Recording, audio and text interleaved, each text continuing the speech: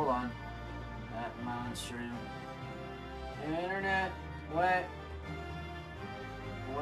down. Hold on, please. I'm fixing.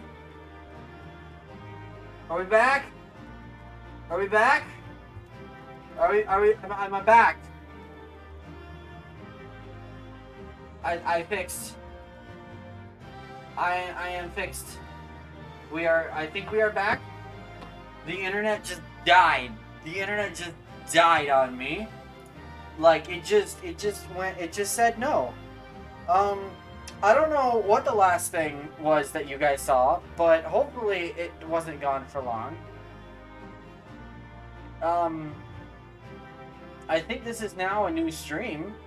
Hydrate? Okay, I will hydrate.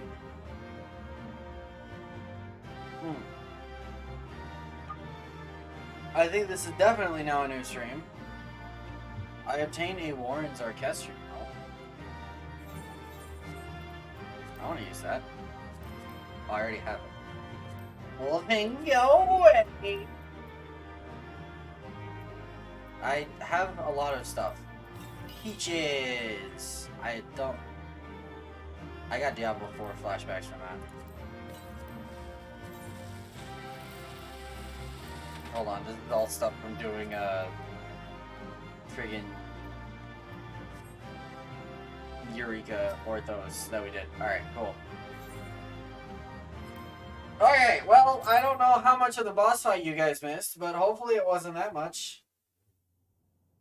The only thing I think that I said Their tales do not do you justice, warrior of light.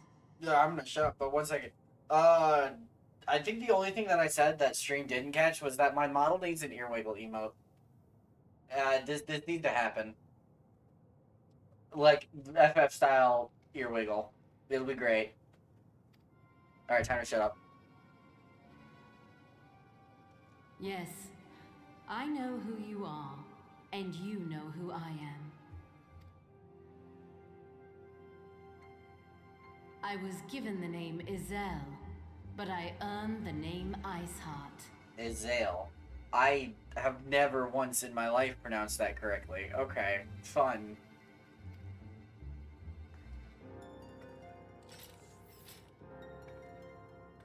This endless cycle of hatred, of bloodshed, of sorrow.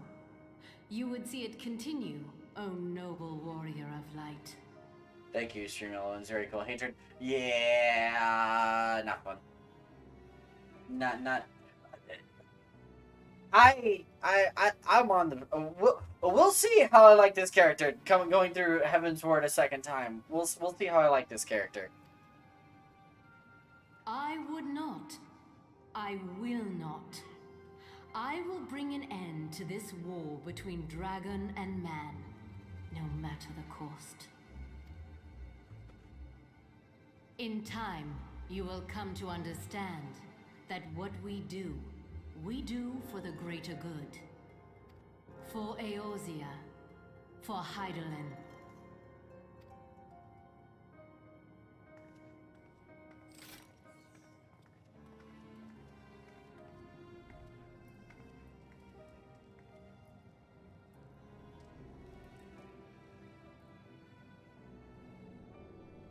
I am very grateful stream is not picking up the barking dog.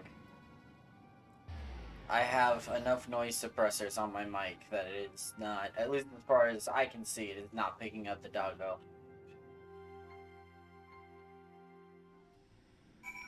Okie dokie.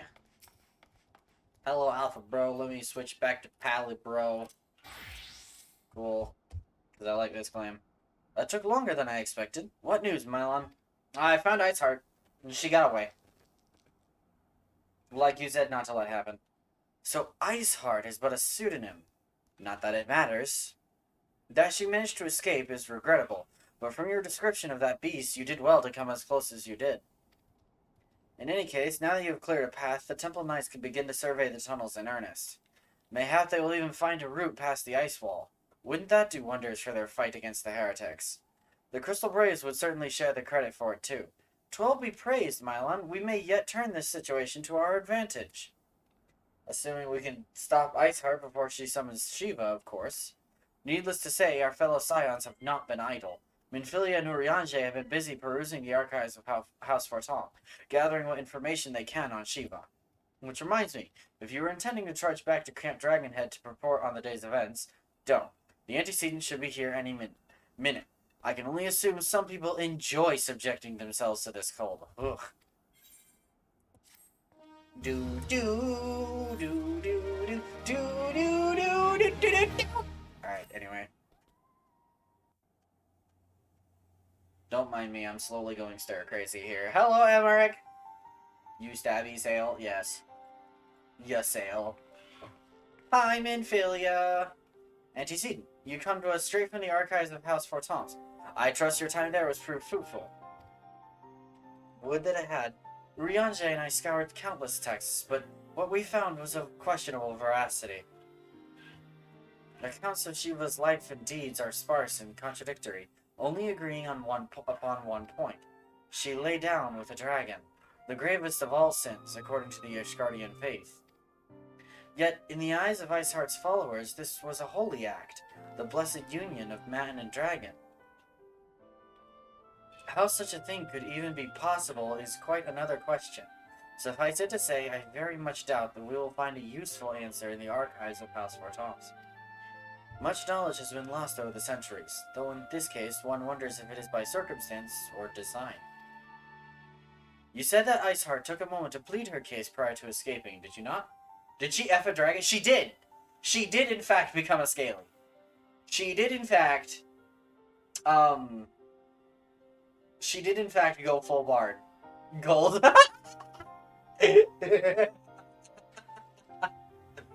She did in fact screw a dragon.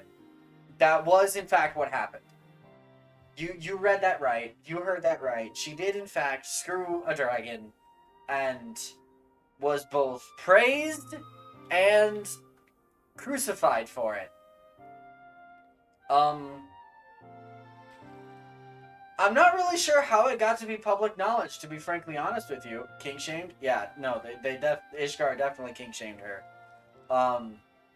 Unless she got pregnant, then I could definitely see that.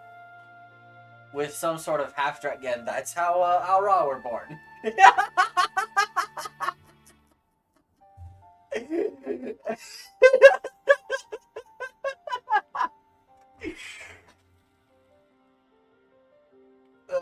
No, I'm kidding. I'm kidding. I don't think that's the origin story of Al Ra. I don't think so. Al Ra were... how did it fit? I don't know! I don't know! I don't know, but yes, it's little. There's like a period of time at the beginning of Heavensward where they're like, was it metaphor? No, it was literal. It was not metaphorical. It was literal. I think what happened is the dragon shape changed. I think the dragons have some sort of shape change ability, and the dragon shape changed into a human, and they did it that way, which makes life a lot easier on Shiva. But yeah. I don't really want to think about it. Not really, no. I'm not a scaly personally. Not into that. You know, if you are, go for it. But Shiva also has some more extreme kink. Oh, we get to find out all about her kinks in Heavensward. We get to find out all about them. So please look forward to it. Anyway, you said that Iceheart took a moment to plead her case prior to escaping, did you not? Yes. She said I should join her. And she said the dark side has cookies. Viewed without prejudice, most would agree that bringing an end to the endless war serves the greater good. I think Sir Emmerich might take issue with her methods. Yeah, the goal does not justify the means. Or the ends do not justify the means, is my opinion. I do not care if a few stragglers manage to escape. Until the sappers confirm that a tunnel is safe, the men are not to search it. Yes, Lord Commander.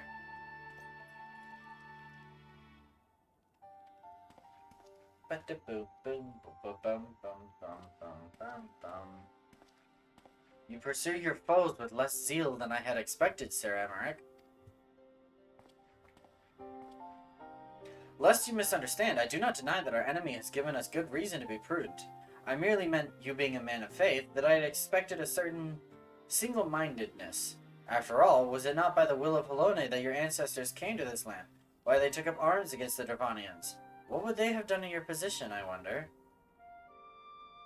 There are those who believe that faith is a renunciation of free will, that unquestioning devotion is required of all who would live in a life in service to the Fury.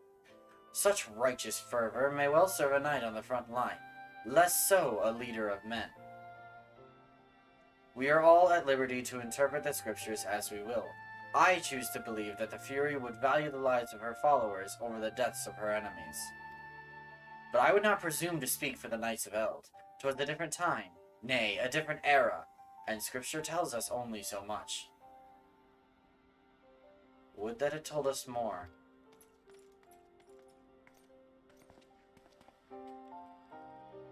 Knight giving report. Alphino, what was that all about? Why did you do that? Like, you could have seriously rocked the relationship between you and Emmerich a lot, and then we would be back to square one. That man is awfully pragmatic for a servant of the Holy See. Do you not see how hypocritical, or how two-sided, whatever, never mind. I'm just gonna shut up. A welcome trade at the negotiating table, to be sure, less so when one's enemies are making ready to harness the power of a god. Mayhap he does not truly believe that Iceheart's plan can succeed. Truth be told, I too remain somewhat skeptical. Shiva was real, a living, breathing woman. Of that there can be no doubt. In this respect, she differs from every other figure to have been summoned, each of whom was worshipped as a god. Why you despise him? Yeah, Alphino is... He does get a little better. He gets tolerable.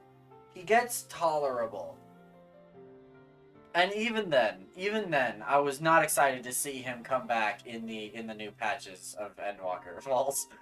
I can tolerate him, but I know a lot of people can't.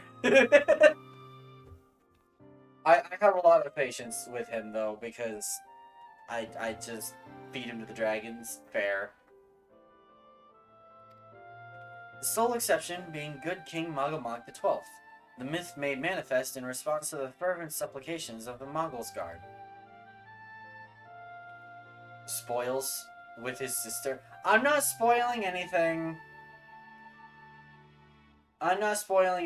Don't worry. Don't worry about it. And besides, Endwalker is so far from now, you're not going to remember what I said here. I promise. Saint Shiva may differ, but what of the heretics? They are a tribe of outcasts at war with a mighty nation, who yearn for the resurrection of the one who embodies their beliefs.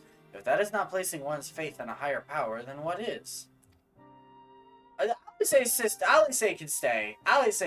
I like her. But Alphino is annoying. Crystals and conviction, Minfilia. They have them both in abundance.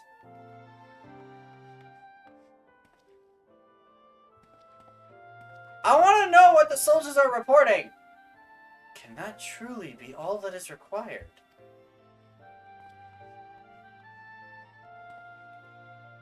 My survey team has concluded a preliminary analysis of the aetheryte Iceheart used to escape. They believe that she teleported to another aetheryte somewhere not far to the west. I'm going to perform a love town on them. I don't know what that means. I don't really want to know.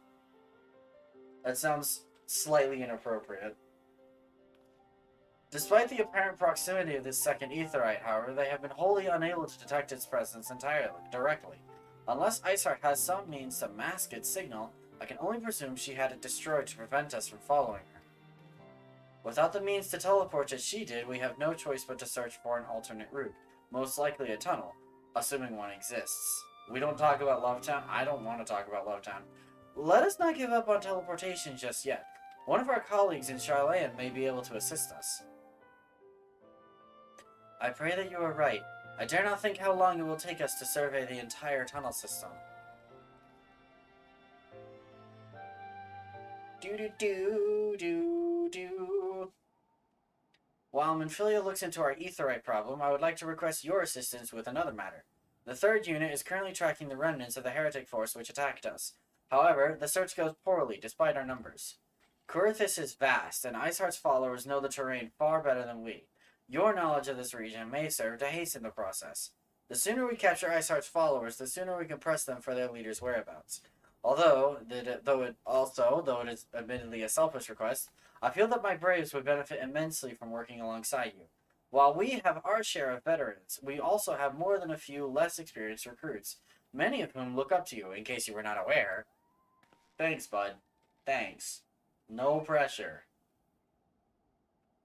Good. I knew you would understand. Yu Hase can apprise you of the details. When the task is complete, come and find me at the observatorium. Captain Ilbert and I are meeting there to discuss the latest developments in his investigation. The Temple Knights shall hold Snowcloak in our absence. Let us leave them to their work. Ours is more pressing.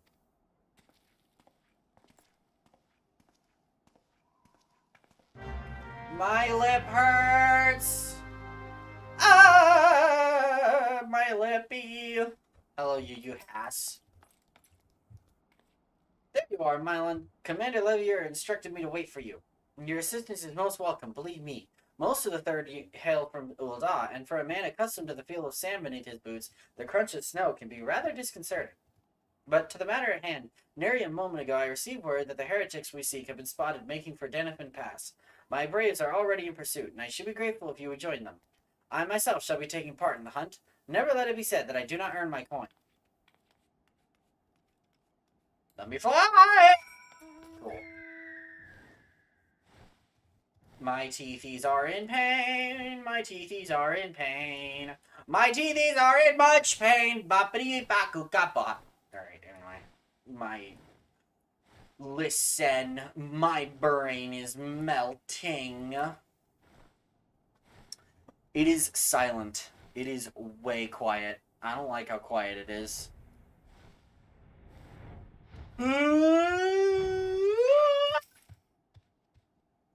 Balls, my ankle is on fire. Caught my boot on a rock or something and twisted it as I fell. The others went on ahead through Denifin Pass. Hurry and you might catch up. If you aren't sure where to go, look for tracks. The snow is fresh, so they shouldn't be hard to find.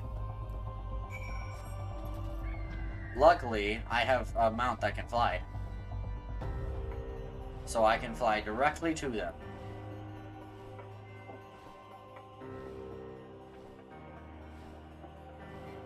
Your mount can fly no higher? Doubt. Oh. Indeed it cannot. Oh. No, not that guy. That guy? No. That guy? No. That guy? No. Fresh Prince. That's a rapper. He is an actor now. The tracks lead southeast. Okay.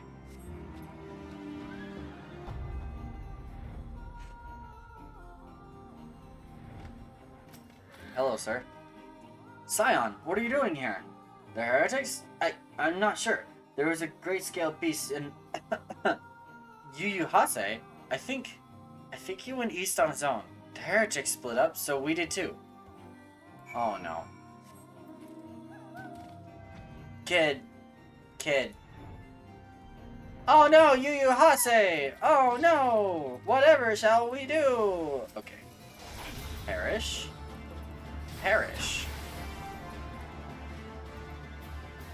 Moiter, yes.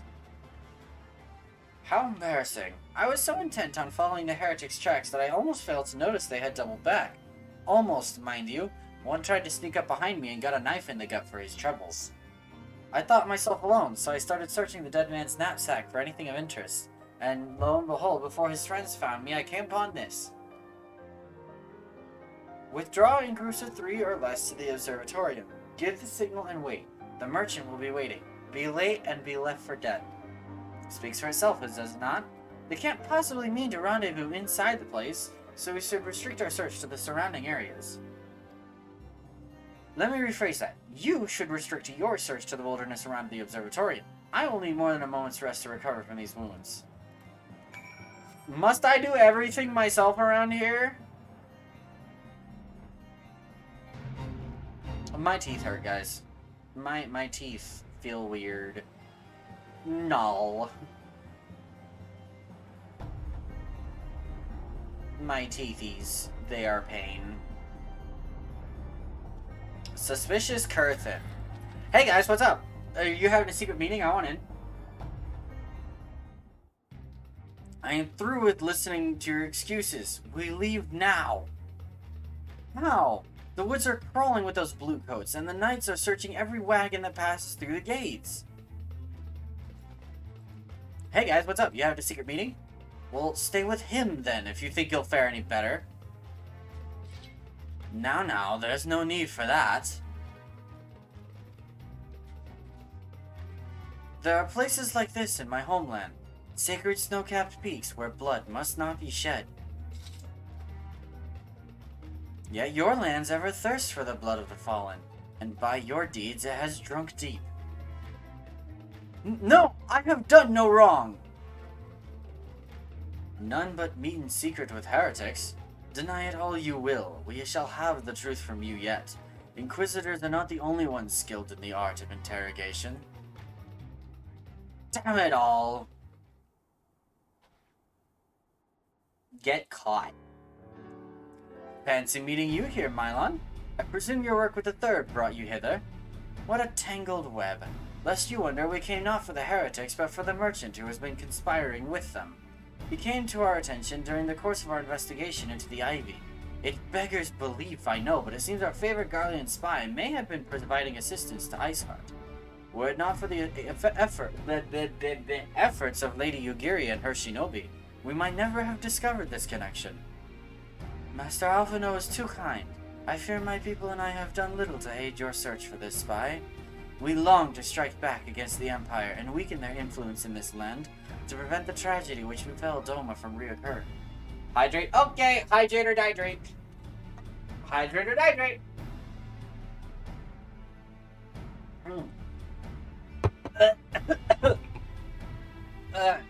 PSA, do not breathe water. I'm good. I'm fine. I'm fine! The days ahead and the work they promise will require a very particular set of skills. Skills which I am fortunate enough to possess. If you will allow it, I would accompany you until the investigation is complete. That is a most generous offer, Lady Yugiri, and one which I gladly accept. Thank you. Though I may disappear for a time, know that I shall never be far, and shall always be watching. A comforting thought. Come, Mylon, let us wait for Captain Ilbert to return and deliver his report. Let us wait inside for Captain Ilbert. Inside the observatorium. I don't know why I freaking said it like that. Guys, my brain is broken. Please help. Please send help. Send assistance. My brain has decided to not function today. Captain Ilbert seemed confident that the merchant's resolve would swiftly crumble when pressed. If so, we should have new information ere long. As to whether it will bring us any closer to learning the Ivy's identity, I would rather not say. Given our adversary's cunning, I shall consider us fortunate if we are spared another wild dodo chase. The gods know we have more than enough to occupy our time as it is. Do do do do do do. Chatting. Casual conversation. Hiya, word.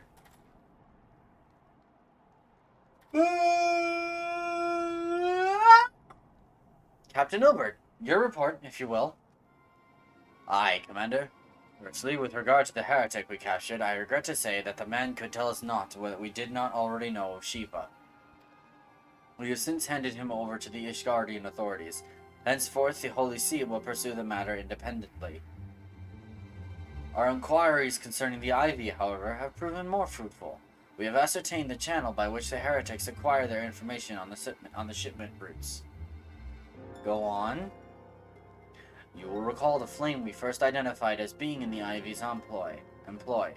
From him we were able to trace a trail of conspirators, each taking us closer to his master. Alas, the trail came to an abrupt end. Fearing that the investigation had been compromised, we took the necessary step of detaining all suspected of conspiracy. There were 5 on our list, including a flame stationed at Revenant's Toll. The man's primary duty was to keep an inventory of donations from abroad, the particulars of which he would share with benefactors, thereby ensuring that needs did not go unfulfilled. By virtue of his role, he was privy to the details of all shipments bound for the settlement. Needless to say, that included those originating from House Fortance. He knew the precise route the caravan would take, and he sold that information to a merchant. I think I can guess which one. None other. With a little encouragement, he soon confessed to knowingly aiding and abetting the heretics. Well, that is one mystery solved. But what of the Ivy? Are we any closer to prizing off his mask? I dare say we are, Commander. Our relentless pursuit has forced him to commit a grave error. In a desperate bid to cover his tracks, the Ivy resorted to exercising certain administrative powers available only to high-ranking members of the Immortal Flames. If you consider then that our investigation is known to barely a handful of them, the field of suspects is greatly narrowed. You mean to say that the agent is among Raban's innermost circle? Someone who has been with him since the Immortal Flames establishment? 'Tis the most plausible explanation. The infiltration likely occurred during the company's founding, with the groundwork for the act being laid beforehand. To slip into a position of authority unremarked and remain above suspicion all these years. I too was surprised, though I really should not have been. Of the three grand companies, Uldaz was ever the more vulnerable to infiltration. Both Lominsa and Gridania had long-standing armed forces that lent themselves well to the formation of the Maelstrom and the Order of the Twin Adder. To all intents and purposes, it was the same people. Loyal ones, mind, under the same leadership. Only the banner was different. Not so the Flames. Uldaz's military was made up of disparate orders, most of which were glorified mercenary companies that answered only to their own paymasters. Hardly an ideal environment in which to establish something as high-minded as a grand company.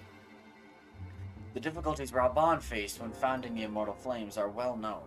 Even after he had convinced his fellow syndicate members to share the cost, there remained the small matter of finding enough bodies to fill the ranks.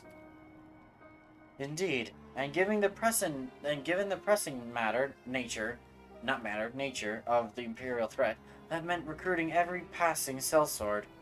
Amidst the chaos of its founding, it would have been child's play to infiltrate the company. A good deal easier then than now, aye. The Immortal Flames have ever been caught between conflicting interests, the public and the private. Though the monetarists ultimately agreed to support the organization's founding, it was not out of charity that they did so, but simple self-preservation. Had Neil von Darnus's ambitions been any less apocalyptic, you may be sure that they would never have risked of supplying Raban with an army. 'Tis but a wonder they did not attempt to extinguish the flames the moment the danger had passed. Returning to the present. Even as we speak, our Doman allies are shadowing several high-ranking flames, any one of whom could be the Ivy. Desiring to deal a blow against the Empire, the refugees were eager to lend us their aid. I expect to hear from them ere long. Very good. Pray continue your investigation with the first. Meanwhile, have the second attend to the unrest. The third can join the fourth in inspecting crystal shipments. If they notice anything unusual, I want to know about it.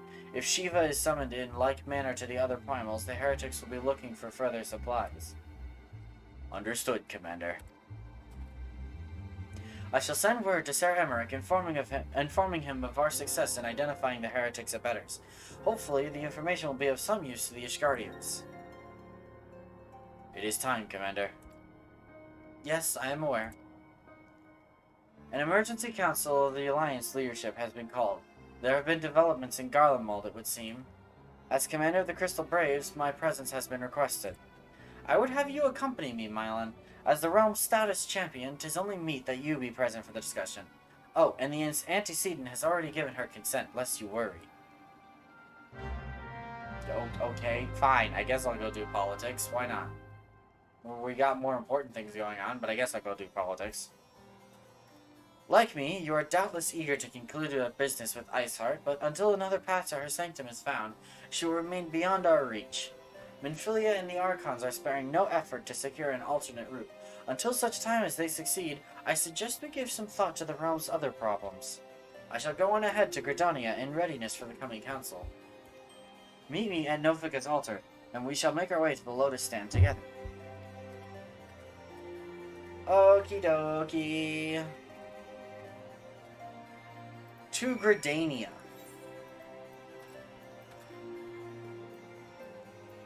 I require Gridania. There we go.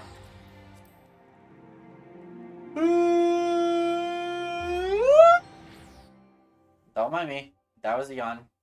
That was definitely a yawn. 110%.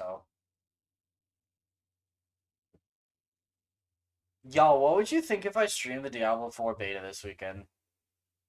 I don't know what I would do, but what if I streamed the Diablo 4 beta? Like on Saturday or something, I don't know. Could be fun. Could be a lot of fun. I'm excited for the game to come out, I can't lie.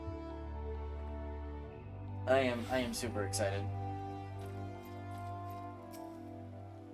My thanks for coming, Mylon. When you are ready, speak of the conjurer yonder. She will show us to the Lotus Stand. I'm just playing with one hand right now. I'm just lazy. My other hand is underneath my butt. I can't lie. I am just sitting. The Alliance leaders await you at the Lotus Stand. Will you be joining them now? Wait, no. I meant to say yes. The answer is yes. Ow, my neck.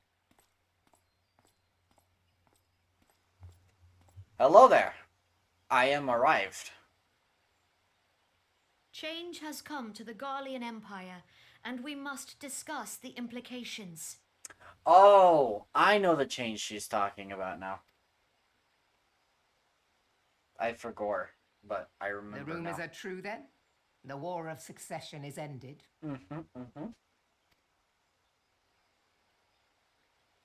It is. A new emperor reigns in Garlemald. Who?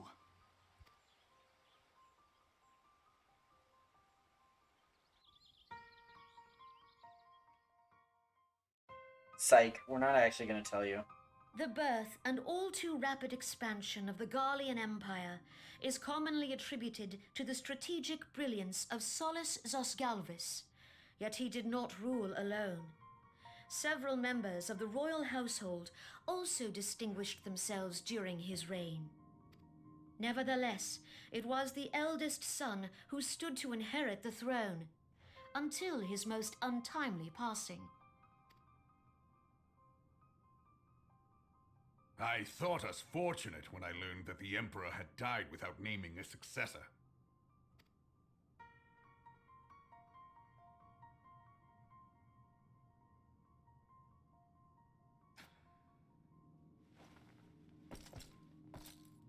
Would that the Garlean Empire had died with him.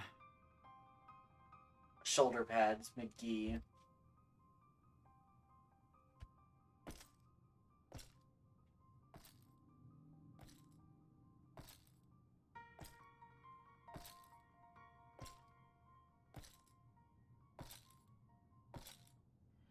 "'Twas the grandson and his uncle who had the strongest claims, was it not?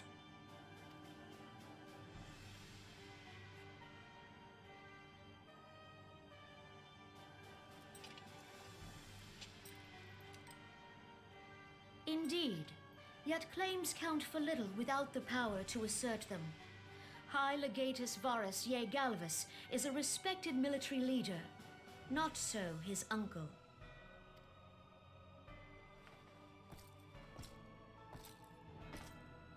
So young Varus has torn the crown from his uncle's grasp and taken his place at the head of the Empire.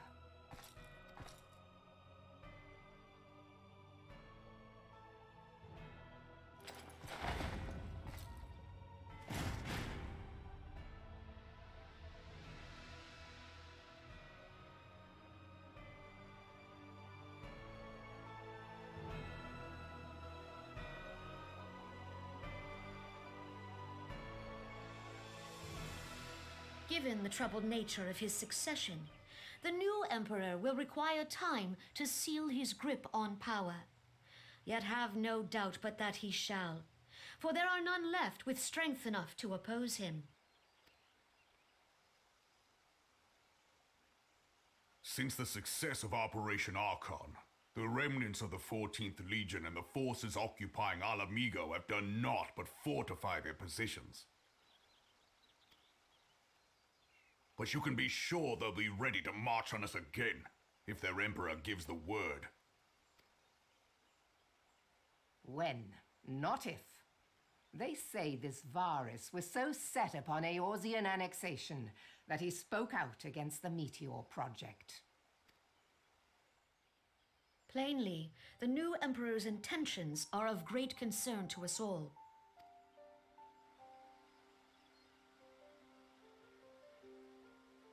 I propose that we set aside the Cartno dispute for the present, and discuss what measures the Alliance might take to prepare for a resumption of hostilities with Garlemald. Moreover, I move that we re-examine the question of how our former allies in Ishgard might be persuaded to retake their place at our side. Could Eorzea but stand as one, 'twould deal a grave blow to our enemies' ambitions.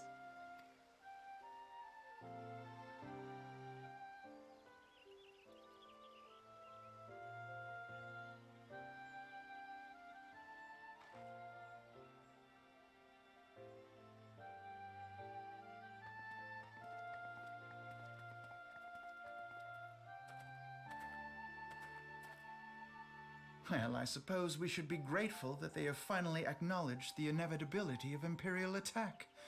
Who knows? They may even do something about it. No! Alphino is annoying. If only the leaders of Ishgard would follow their example and stop hiding behind their gates, praying for the coming storm to pass them by. But that is a discussion for another time. At present, I am more concerned by the fact that the Alliance's mooted preparations will be made known to the Garleans many moons before their coming. So long as the Ivy eludes our grasp, no secret is safe.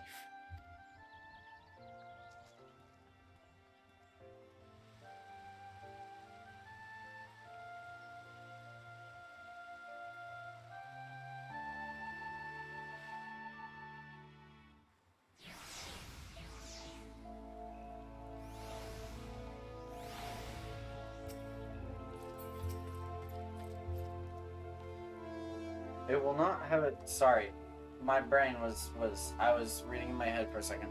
It will not have escaped your notice that the nations of Eorzea are no nearer to being of one purpose, despite their protestations to the contrary. Plainly, the threat of a resurgent Garlemald is not enough to stir them. And the reason for this?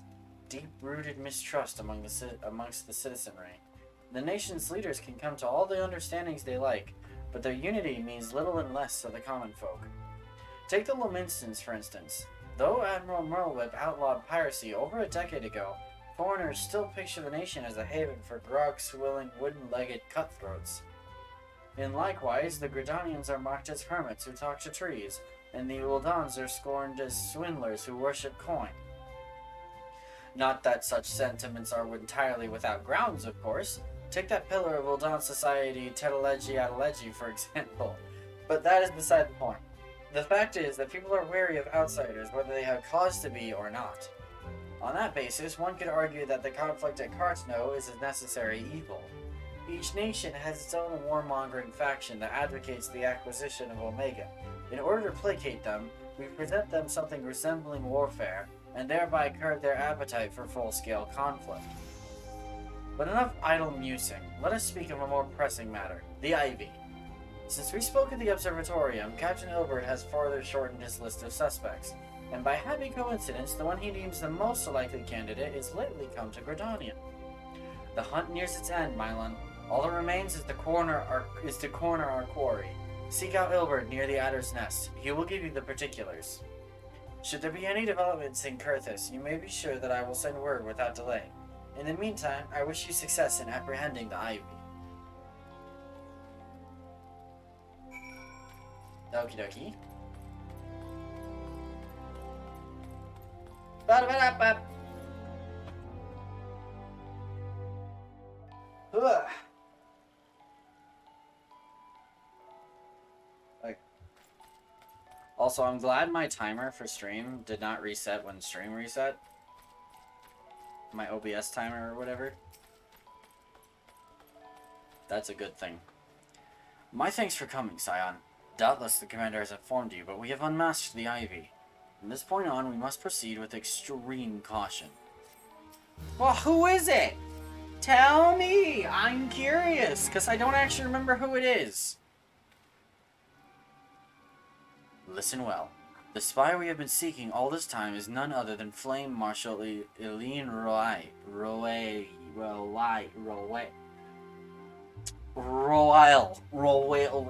I can't speak. I'm not French. They're not supposed to be that many vowels next to each other. Eileen Royal. That's how I'm gonna go. Raban's second in command. Prior to joining the Immortal Flames, she was a mercenary of no small renown. They say her skill with a polearm had to be seen to be believed. Of Ishgardian birth, she is the highest ranked foreigner in the Immortal Flames, barring the Flame General himself, of course. When he formed the Grand Company, Raban chose people based on their worth. Whence they hailed was of no interest. The Monitors saw things differently, however. Having funded the enterprise, they reserved the right to reject candidates nominated for high-ranking positions. And 'twas no secret that they did not favor foreigners, Ishgardians especially, after the way the Holy See forsook the Alliance. Yet the Monitors did not raise so much as a murmur of protest when Royale was appointed to her post. Passing strange, is it not? Could it be that the Ivy has some hold over the Monitarists?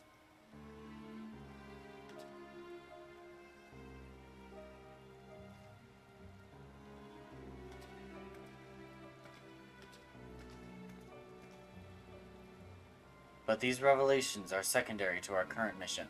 Of foremost interest to us is Royale's presence here now. As you may be aware, it is the duty of the Flame Marshal to command the Immortal Flames in the absence of the Flame General. While Raban attended the Council of the Alliance Leaders, she should have remained in the Hall of Flames. The woman has no business being in Gridania, yet here she is nonetheless, on some pretense. She is up to something, mark my words. Even as we speak, I have a dozen men trawling the Flames' records for evidence of Royale's guilt. But if we can catch her red-handed, we shall have all the proof we need. Which brings me to the plan. I have people watching the city gates, the airship landing, and the docks, every point of egress. She cannot leave without our knowledge. All that remains is to shadow her until she betrays her true purpose. Can I rely upon your eyes, Scion? Sure thing, bud. You have my thanks. Let us go then, and take care not to alert our quarry.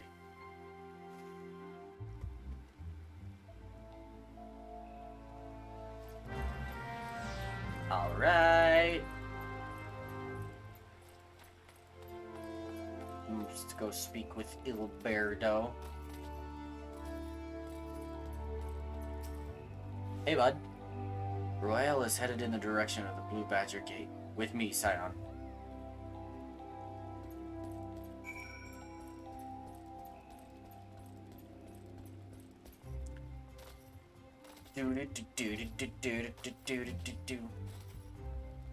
Don't mind me, I'm just jumping and spinning because I'm bored. Hey, bud. So, Royale has entered the Carline canopy. Meeting someone perchance? Or could it be she means to board an airship? Pray, look for her within. If she is not on the upper floor, try the landing area below. One of mine is stationed there, and she may have seen something. Euphemie is her name. I shall remain here in case Royale reappears. Speak with Euphemie at the airship landing? Okay! I can't jump that, can I? Hiya! No, darn.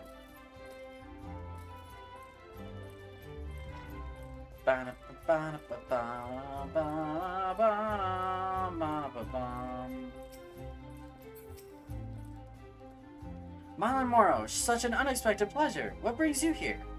A social visit, you say? How pleasant. No, she didn't come this way. I've noted every passenger, and none bore any resemblance. Well, don't let me keep you.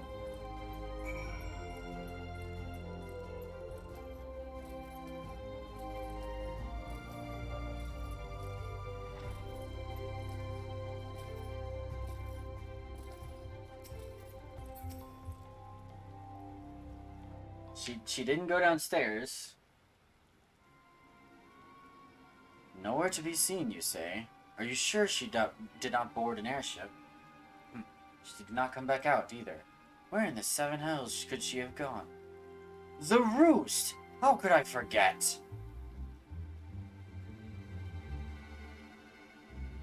Greetings, good sir. Might I interest you in some Montui tonic? A cup a day imbues a man with great vigor, if you take my meaning. Perhaps another time, friend. Wait, that necklace. You are a shinobi of Doma. The woman you seek has left Gridania by way of West Shore Pier. She was attired as a merchant, but these eyes are not so easily deceived. You may wish to take your search to the East Shroud. Rest assured that we shall continue to support you from the shadows.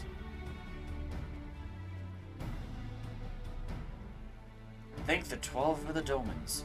Were it not for their unique talents, Royale would have disappeared without a trace. Yeah, the Domans are pretty cool. They are cool. Our hunt takes us to the East Shroud, Scion. I suggest we follow Royale's example and take the ferry from West Shore Pier. You'll doubtless wish to make certain preparations. See to them while I go on ahead. I shall wait for you at Sweet Bloom Pier. Okay.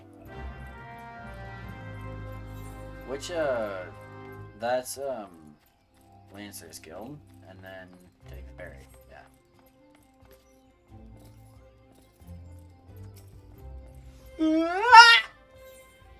Don't mind me.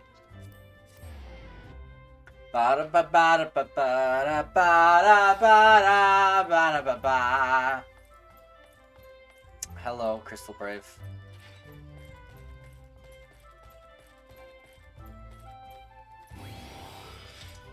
Might as well. Oh wait, I need to talk to the guy. Hello, I need to go to Sweet Bloom Pier. Yes.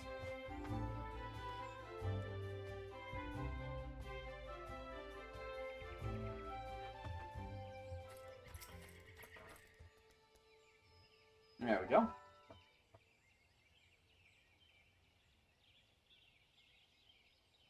This way, my friends. Hello, Yugiri. Your quarry makes for the Hawthorne Hut. If Royale is truly the one we seek, we can expect that she means to make contact with her Garlean masters there.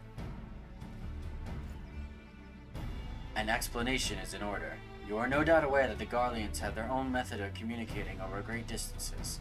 Well, our ingenious friends at Garland Ironworks have provided us with devices which disrupt these communications, and we have installed them around the city-states. In so doing, we have made it difficult for Imperial agents to correspond with their masters. Royale would thus have no choice but to rendezvous with her Imperial contact directly. Yet, as a well-known face in the Immortal Flames, she cannot move about Thanland without being recognized. It would only be a matter of time before someone saw through her disguise. 'Tis for this reason, I believe, that she has chosen the Black Shroud for her clandestine meeting. The Elezen are a common sight here, and her comings and goings are not like to turn any heads.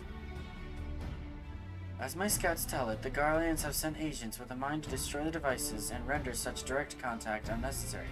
Fortunately, our shinobi have thus far been successful in rebuffing their efforts. This is it. We need only make for Hawthorne's hut and catch Royale in the act.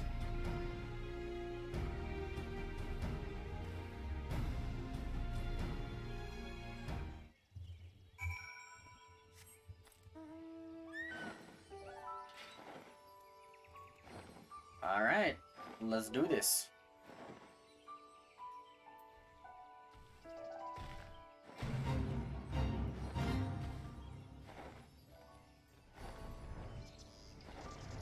Hello, Yugiri. My people report that our quarry has departed for the Bramble Patch.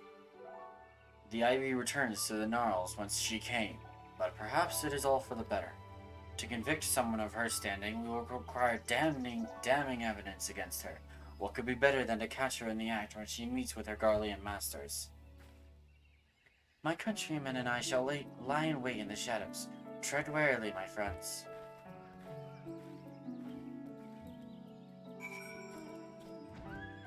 And here we go.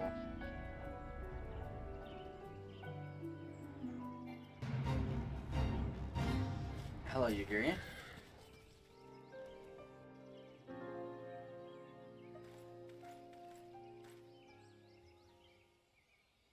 Just beyond, Royale is in conversation with an individual clad in the manner of adventure. An Imperial intermediary, no doubt. This is it, with me.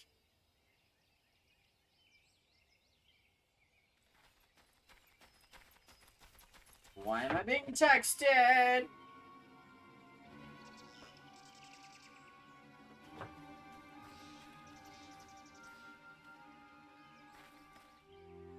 Claim Marshal Liline Royale. You are under arrest for treason and espionage. You were followed, you bloody fool!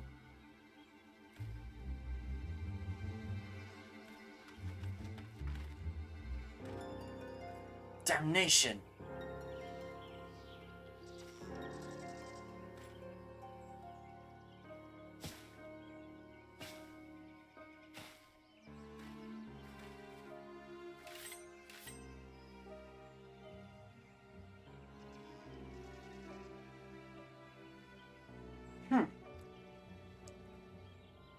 You are unarmed, my lady, and scarcely garbed for battle.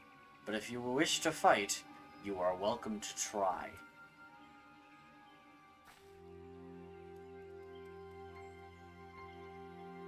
What is the meaning of this, Captain? Would you arrest me for strolling in the Twelveswood? When last I looked, that was no crime, and neither was conversing with passing strangers. You would feign ignorance, then? Very well. If you do think of something to say, there will be plenty of time to say it later. Now, come quietly, or I shall make you wish you had.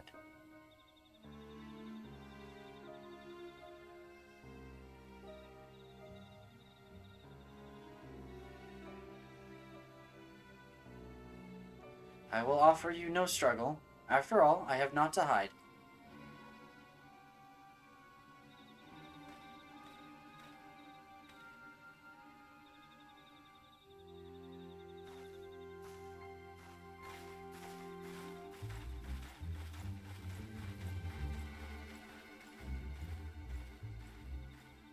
That's a Garlean shield the adventurer is wearing.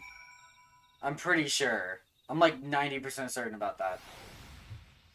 Like, that's hella suspicious. Even a warrior of Royale's renown could not have hoped to escape by force.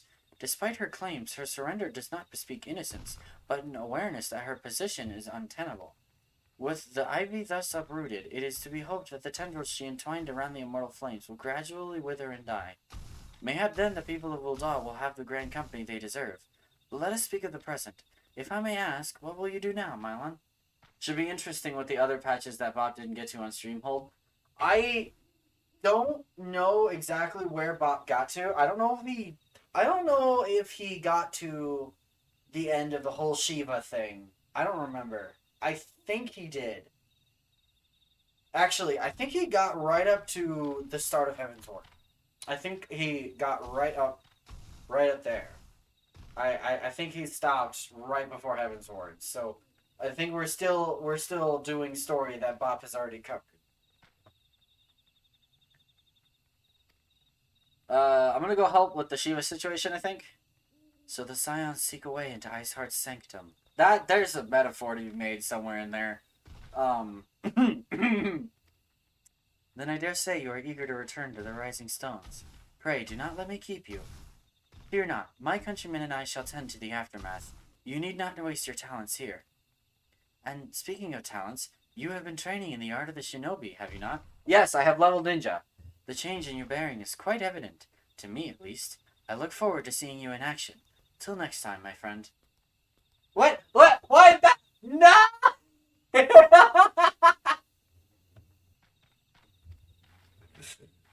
No, Bap. I am innocent. I am an innocent little bean. I am perfectly innocent.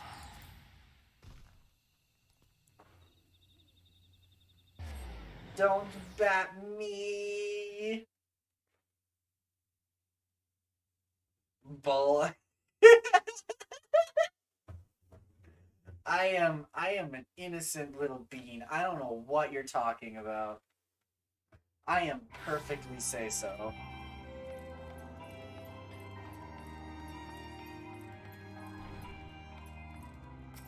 Alright. Hey guys, I'm a country in Eastern Europe. I'm hungry.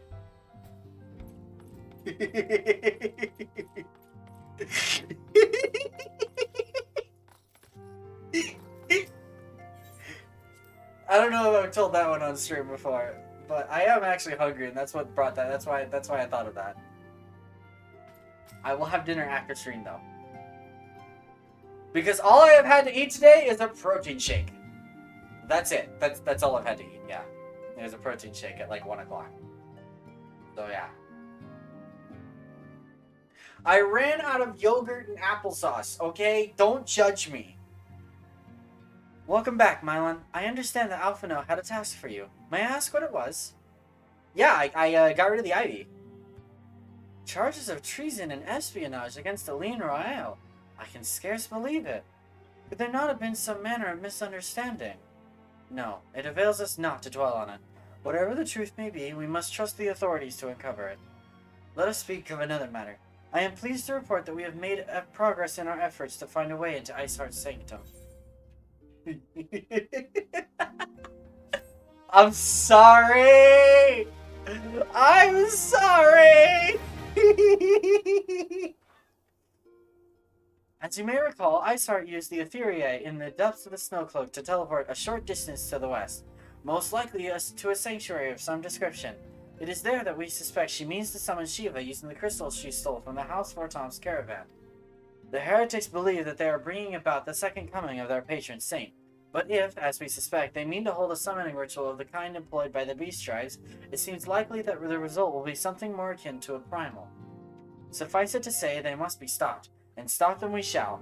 But first, we must surmount the obstacle that Iceheart has placed in our path. Ordinarily, it would be a simple matter to tap into the established Ethernet and thereby follow our quarry. However, despite our best efforts, we have been unable to ascertain the position of the Aetherite to which she has teleported. Our prevailing theory is that she destroyed the second Aetherite upon arrival, a reckless, desperate measure, but also an effective one. After discussing the matter at length with Urianshe, we have concluded that we lack the expertise to develop a solution, which is why we have called upon the aid of one who does possess such expertise, a colleague of ours who is currently en route to Remnant's Toll from Charlayan. She should be arriving within the hour, in fact. Since you are here, mayhap we could welcome her together. I am certain she would appreciate the gesture. Let us make our way to the northern gates and await her coming. Ba-ba-da-ba-da! Alright. Speen. Speen. Speen. Oh. Speen. No, that's not what I wanted to do. There we go. Speen. Speen.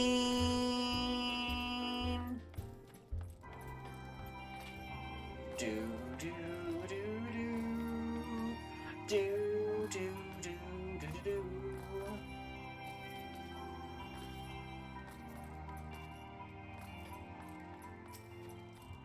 Time to wait.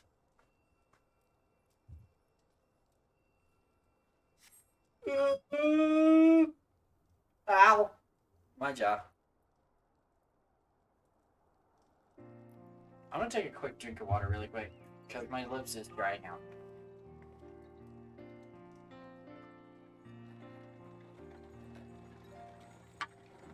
There's a massive scar across my bottom lip too. I think they had to cut it open during the surgery. I don't know, they didn't tell me. I haven't seen my doctor since before I went under.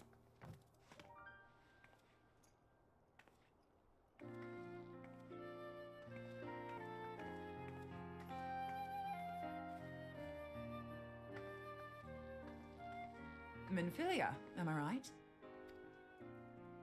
None other. I bid you welcome to Revenant's Toll, and thank you for traveling so far on such short notice. As if I could ever say no to Urianger. Moonbreeder is an accomplished Sharlayan scholar and an authority on aetherite technologies. She has played an invaluable role in our search for a means to capture Ascian souls. Charmed, I'm sure.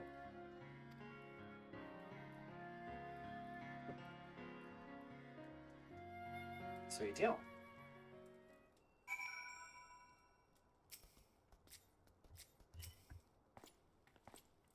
Let us return to the Rising Stones at once, then. We have much to discuss. New.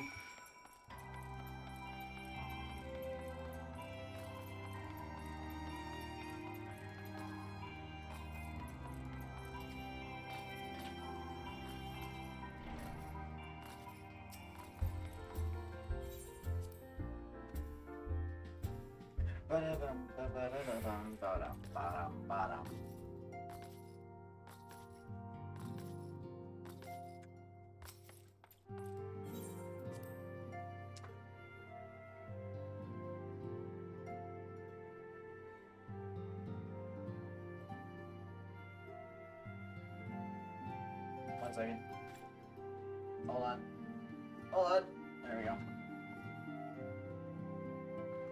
Okay. Anyhow.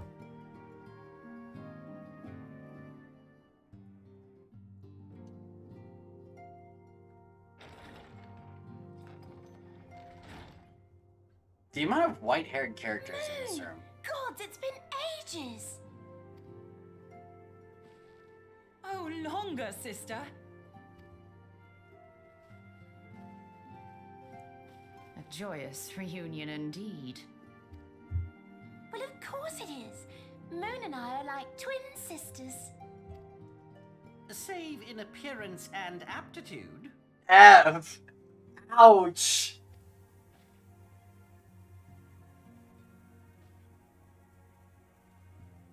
My guy.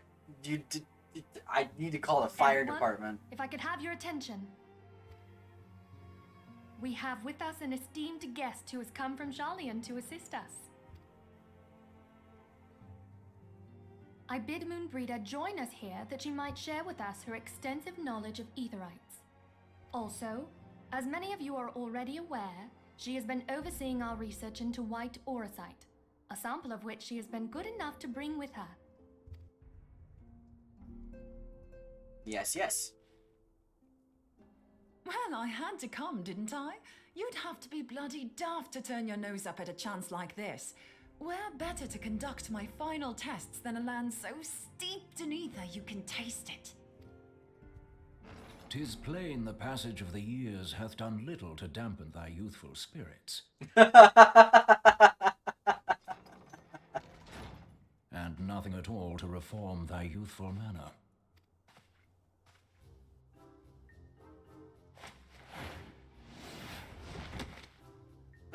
Oriange, where in the hells have you been hiding?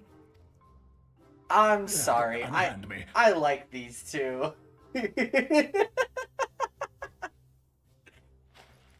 I like these two. I come all this way, and that's what you have to say to me. I much preferred when you were pleading with me to drop everything and hurry to your side. What was it you said? None save thee can satisfy this need. Go on. This is entertaining. This is peak entertainment to me. Thine artless attempts to misrepresent mine all too innocent motives do thee little credit. Mine intent, as well thou knowest, was but to impress upon thee the gravity of the circumstance. Lest thou doubt, a deiform entity shall shortly be summoned, save if thou and no other grantest my compeers thine aid. You still haven't found it then, your missing aetherite? We Nope. have not. No. We know that Iceheart teleported to an aetherite not far from the first. Yet even after careful analysis, we could not locate a second beacon. We now suspect that the heretics destroyed the second aetherite to impede our pursuit. Our allies continue to scour Snowcloak for Iceheart's sanctuary, but we have no guarantee that they will find it. Yet it must be found, for even now Iceheart prepares to call upon Saint Shiva. I'm sorry, but if the aetherite's been destroyed, then that's that. Although, you're absolutely sure she used the first aetherite, are you? She didn't just use teleportation magics? One of our own bore witness to her escape. I can say with absolute certainty that Iceheart used the aetherite.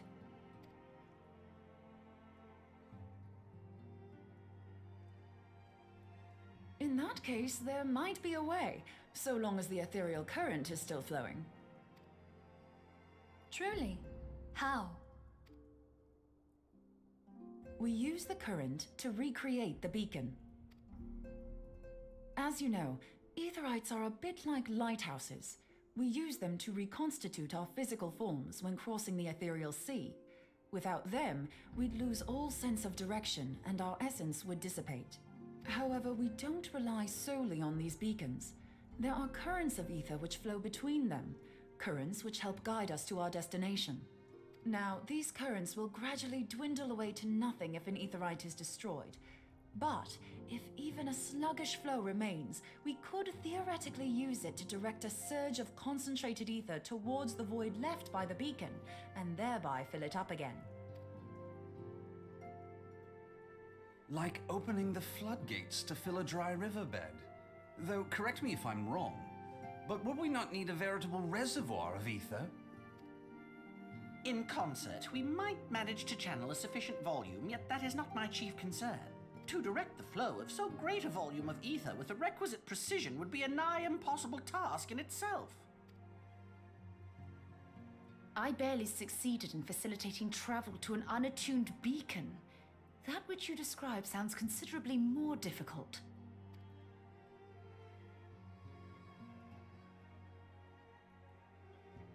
And dangerous.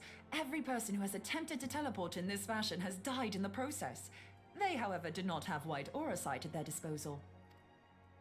I can use it to channel all the ether you can give me into the aetherite. However, white aura sight cannot retain ether for an extended period of time, so we would need to infuse it immediately beforehand. Just so you know, I'd confidently give this plan better than even odds of success. And if the worst comes to worst, your people won't suffer. Though it risked the lives of our best and brightest, we have not the time to seek other options. If the ethereal current still flows, we shall carry out Moonbreeder's plan. That's the spirit. Let's roll the dice.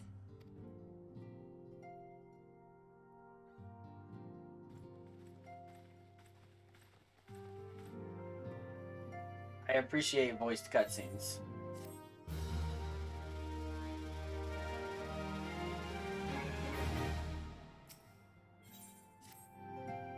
I have already informed Alpino of our plan to recreate the beacon in the manner Moonbeta described. He agreed that, despite the inherent danger, it represents our only hope of success. He also said that he wished to meet with you at Snowcloak before proceeding. I expect you will find him waiting for you there when you arrive. I want you to know that I appreciate everything you have done on our behalf, Mylan, and that I have faith you will return to us, as you always have. Karithus, Camp Dragonhead.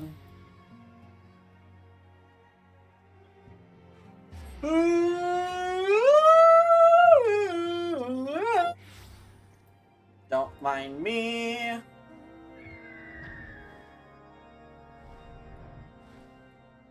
So how have you guys been doing, huh? It's been a while since I streamed. It was, what, the Friday before spring break, I think. Or the spring break here, at least. I don't know if other people are on spring break this week or something, but whatever. It's spring break here, and it was the Friday before that. It was, as my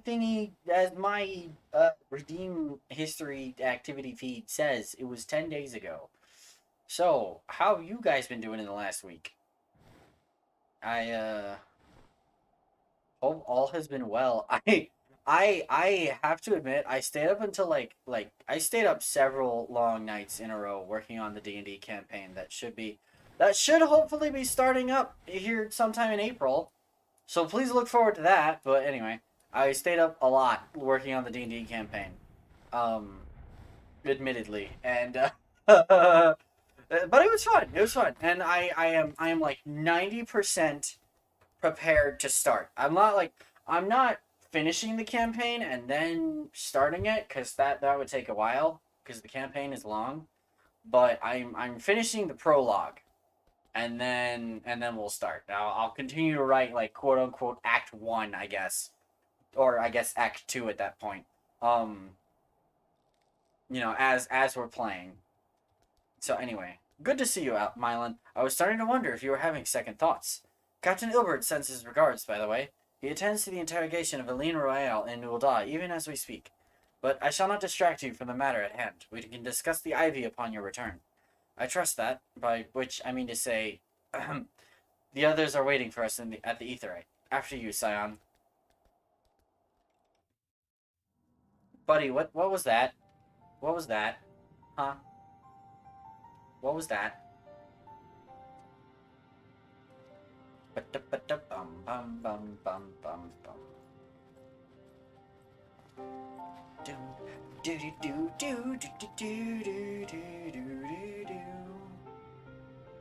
I'm sorry, I like this theme. I like Alphino's theme. Everybody channel their ether!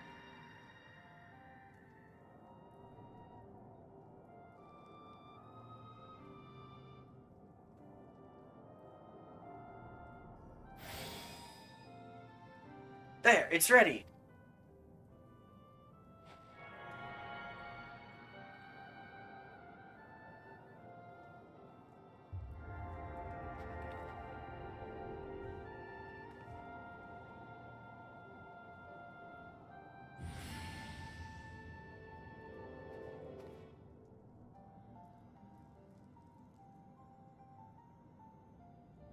Huh, it worked!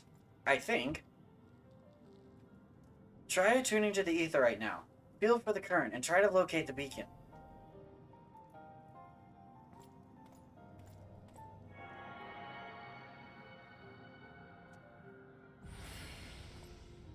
Did I get it? We have done all we can, Mylan. For now, let us withdraw. When your final preparations are complete, you must seek out the beacon we have created. If, by the grace of the 12, you arrive safely, you must stop Iceheart before she summons Shiva.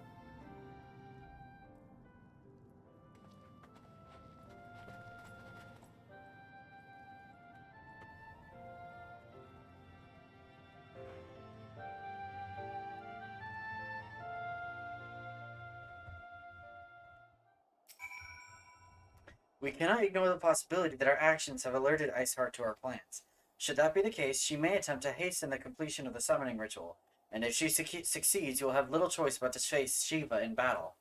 Knowing little of this saint, I cannot say if your own strength will suffice, and so I would encourage you to call upon your allies.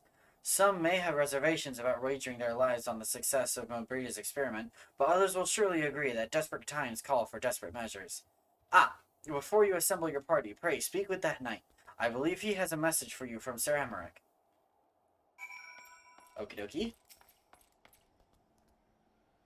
Sure. Yeah. Sir Emmerich regrets that he could not be here in person, and asks that I read to you this letter. Ishgard faces an unprecedented threat, yet in our hour of need, it is not her knights who stand poised to defend her.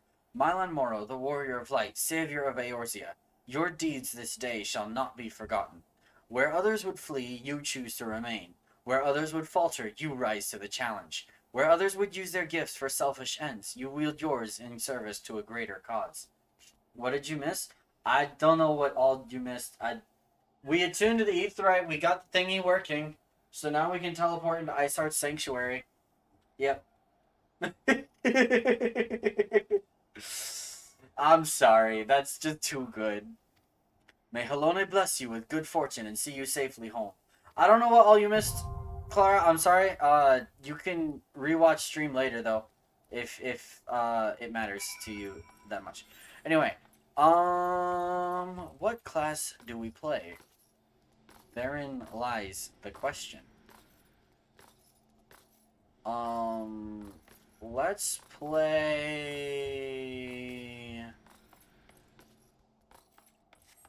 I want to play ninja. Wait, no, fast Qs. I'm gonna stay as paladin then. You always rewatch the. Alright. Hard. I don't want to unsync it, so I want to make sure. Yeah, okay. Join. Average wait time 7 minutes. Nar. Get out of here with that crap.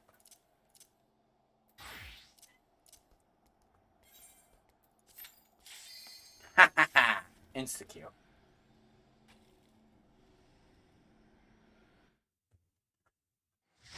Okay.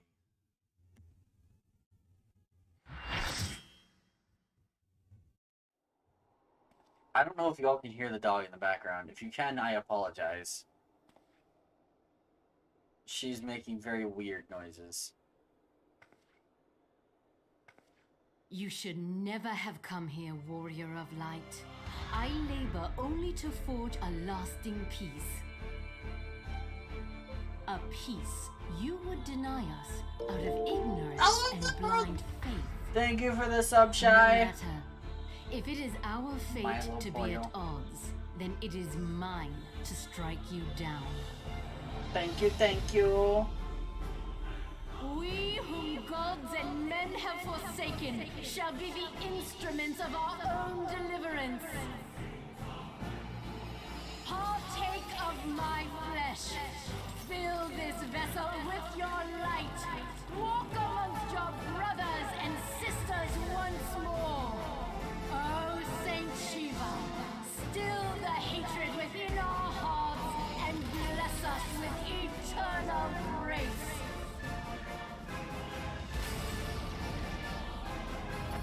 I gotta be honest. Was this not expected? I like Shiva's fight though.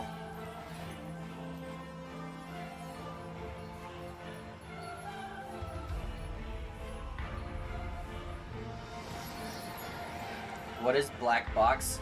It's blocking the chat box, but there's no chat box right now. Because we're in cutscene. Now there is chat box here in a second. Yeah, see, it's blocking the chat box.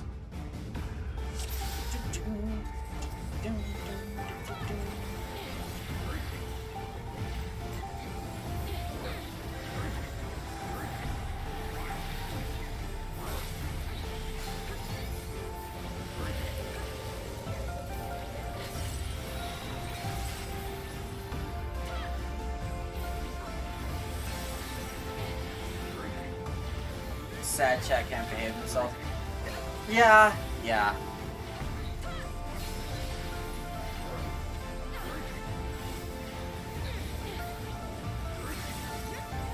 Alright.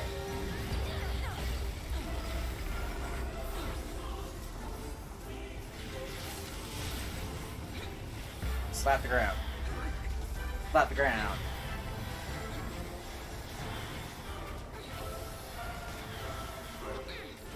Gunbreaker, you're fine. Gunbreaker, you're fine.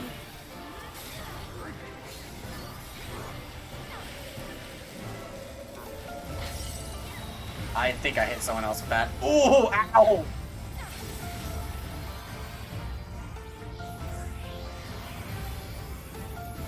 Alright, time to get to see who gets stepped on.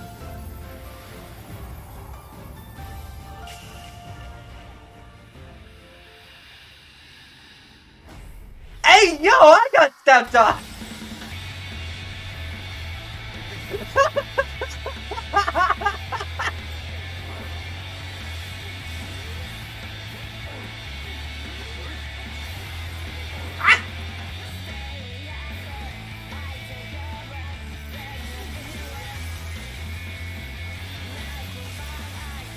Shiva song is awesome. Smile and be like, Mommy, step on me. Unfortunately, we're not going to be able to listen to the song because Easy Fight is easy.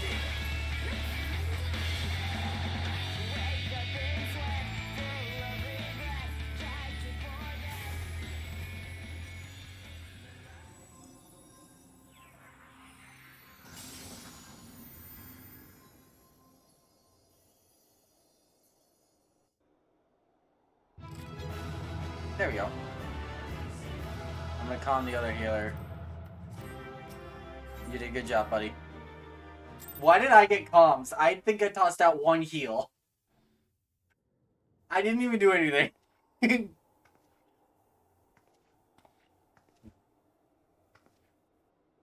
I just queued as a healer for fast queue times.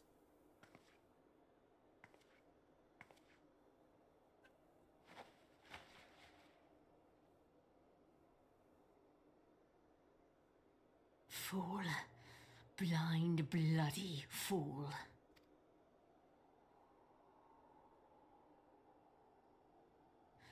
You, of all people, should understand the suffering war begets.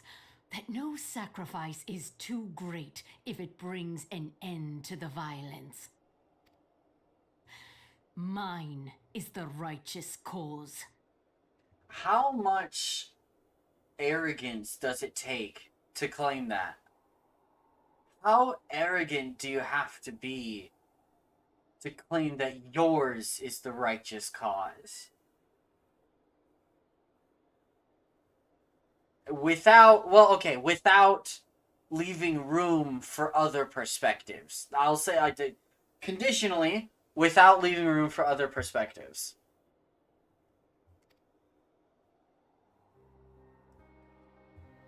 You fight in a war you do not understand.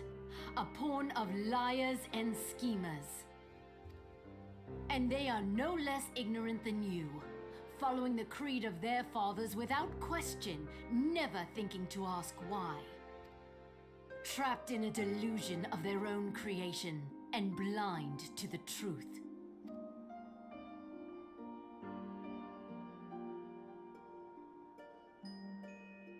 Warrior of light, redemption is not beyond us. We who walk before may lead those who walk after. Seek the keeper of the lake. See with eyes unclouded.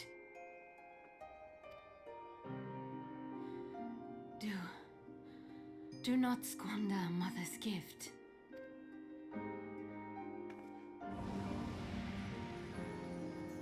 Hear, feel, think.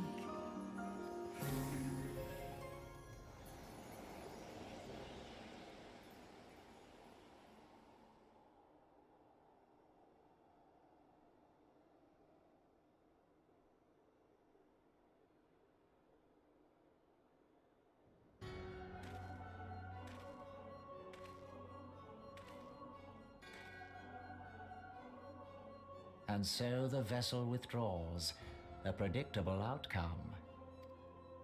Nevertheless, La Habrea will be pleased. How unfortunate.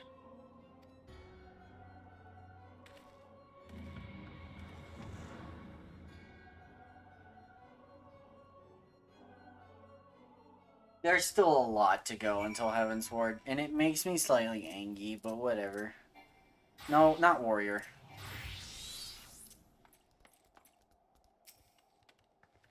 By the 12, you're alive! I mean, of course you're alive. Why wouldn't you be? Iceheart did what? And you're certain about that, are you? Dravanians are skilled with glamours, after all. Look, if you say that's what you saw, I believe you. It's just that I've never heard of a primal being summoned like that before. Are you sure you're not injured? Head trauma has been known to cause hallucinations, you see. No? Fair enough. I was only asking. If you ask me, there's not to be gained from mulling over the implications of your story in the freezing cold. Let's save it for the Rising Stones, eh? I'll get everyone to meet us there. But before that, you'd best pay a visit to Whiteburn Front and speak with Alphino. He's probably worried sick about you. That, or he's busy playing at politics with the Ishgardians. Either way, I'm sure he'll be delighted to see you hale and healthy. Speaking of which, you don't have a headache or anything, do you? No? Blurred vision? Oh, no reason. See you again soon. Oh my goodness. Moonbrita is great. I'd love Moonbrita a lot.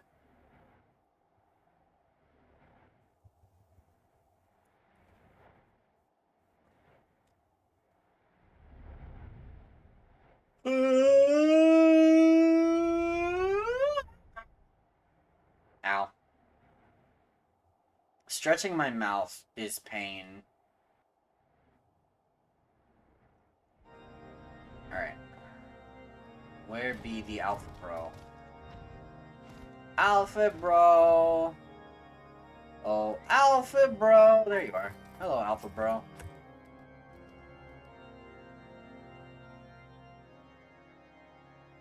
There he is, and none the worse for wear. Was there ever any doubt that the Warrior of Light would succeed? I think I speak for us all when I say that I should like nothing more than to hear the stirring tale of your victory, if you would be so kind. Yeah, she summoned it using her own body. Then we were too late to prevent the summoning. But not too late to prevent the further loss of life, an outcome worthy of celebration, and one for which we have Mylon to thank.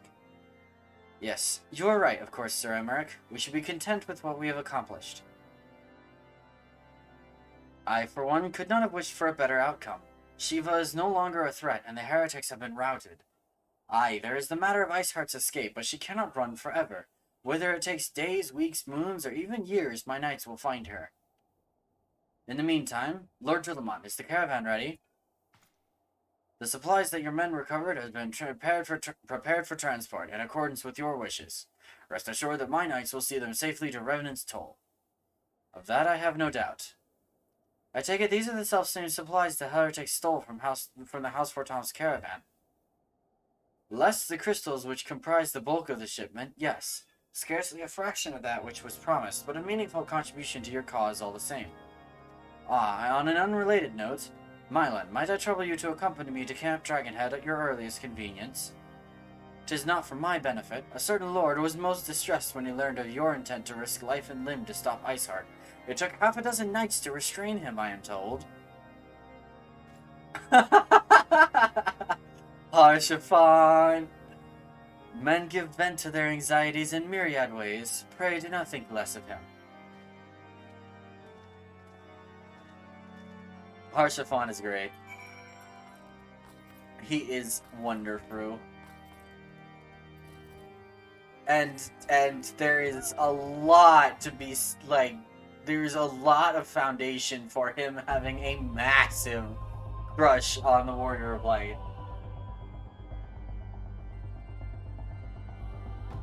As far as I see. Especially in the Japanese version of the game. Oh my goodness. He's like downright flirting.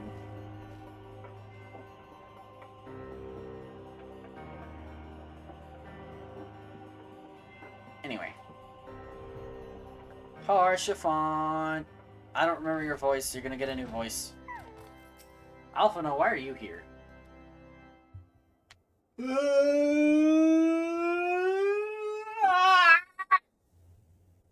What were you thinking, Mylon? Wagering your very being on a dubious theory which might allow you to enter Iceheart's lair, knowing full well that she could have sufficient forewarning to complete her ritual to summon Shiva anyway. And then, engaging the abomination in mortal combat? By the fury, Mylon, 'tis the stuff of ballads, a battle for the ages. Would that I had been there to fight by your side. Yet here I was forced to wait, condemned to wonder at the fate of a dear friend for a veritable eternity. I would not wish such torture on my most hated enemy.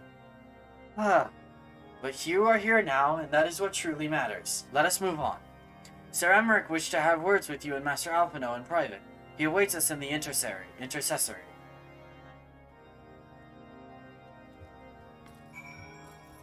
That's why Alphino is here. Never mind.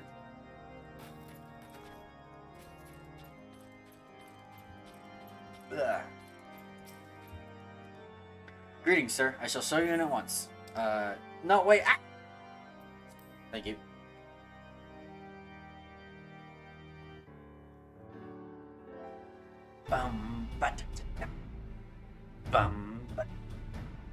On behalf of the Holy See of Ishgard, allow me to express my deepest thanks. Never before have we been required to contend with a primal. Indeed, there were fears in some quarters that our knights might not be equal to the task. From what we have now learned of these beings, I can say with certainty that we would have lost a great many men had the Scions not intervened. Then the argument for preemptive action should be self-evident. Perchance now you will reconsider my proposal that Ishgard move against Nautalon. Ere we first met, a similar proposal was tabled, but the Holy See decreed that we were to observe, and that military action should be taken only in self-defense. All things considered, it was not an unreasonable decision. Since the calamity, 2 vigils have fallen to the Horde, while Garuda has never shown any inclination to storm the gates of judgment. Which is why this unprecedented crisis and its resolution may prompt a change in policy. You who have faced these primals know well the threat they pose. Ishgard did not. Not until now. And there is naught like a brush with death to change a man's outlook. He's not wrong. At the very least, this should silence any lingering objections to our arrangement with Revenant's Toll. The Holy See may even feel moved to grant us its formal endorsement. So far as it is possible, the Scions shall be compensated for their service. We should be grateful for any aid you can provide. As a gesture of good faith, I shall withdraw my previous request. Your people are doubtless needed elsewhere. That will not be necessary. We too have a vested interest in watching Dravania's movements. I see. Once more, I must thank you. Sir Emmerich, if I may, do you truly believe that Midgard-Zoma could return? The heavens are a window unto truth, but those who interpret their movements are not infallible. I requested your involvement as a precautionary measure. But of course! You sought an excuse to compensate us from the first, mindful of what would happen if Revenant's Toll were taken by your enemies. Ishgard is not wont to aid its neighbors, but that does not preclude it from manipulating them to serve its own interests. Choose your next words carefully.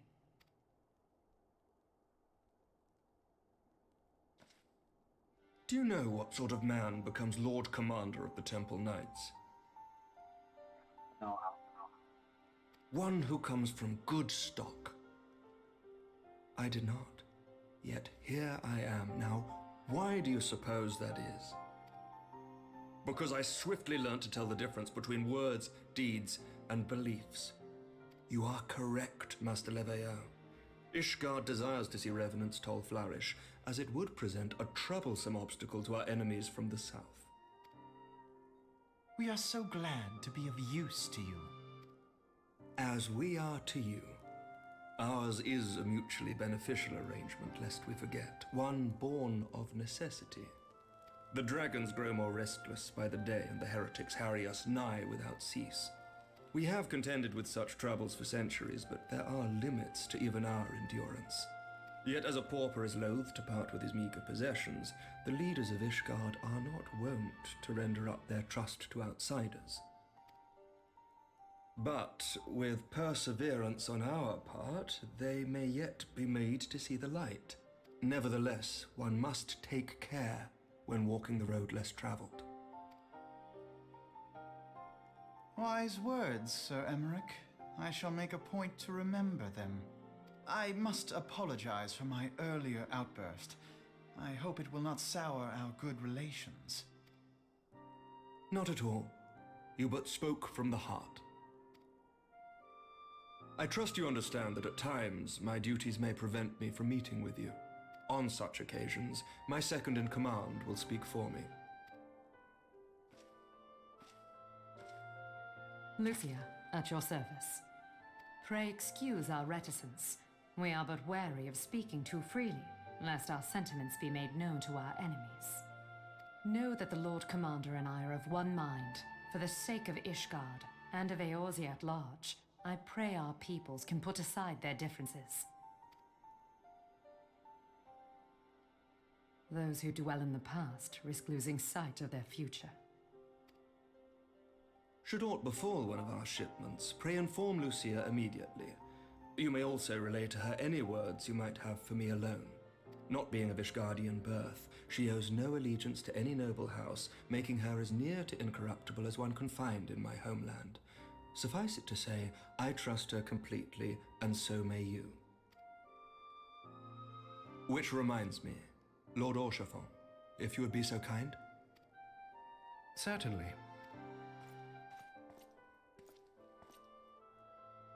In times such as these, trust is ever in short supply. Mayhap this will go some way to rectify the problem. The results of our investigation into the heretics' recent attacks, as well as our interrogation of the merchant you detained. Sir Emmerich, I cannot thank you enough. Think nothing of it. Ishgard may be many things, but it is no friend to Garlemald. Did I not tell you to have faith, my friend?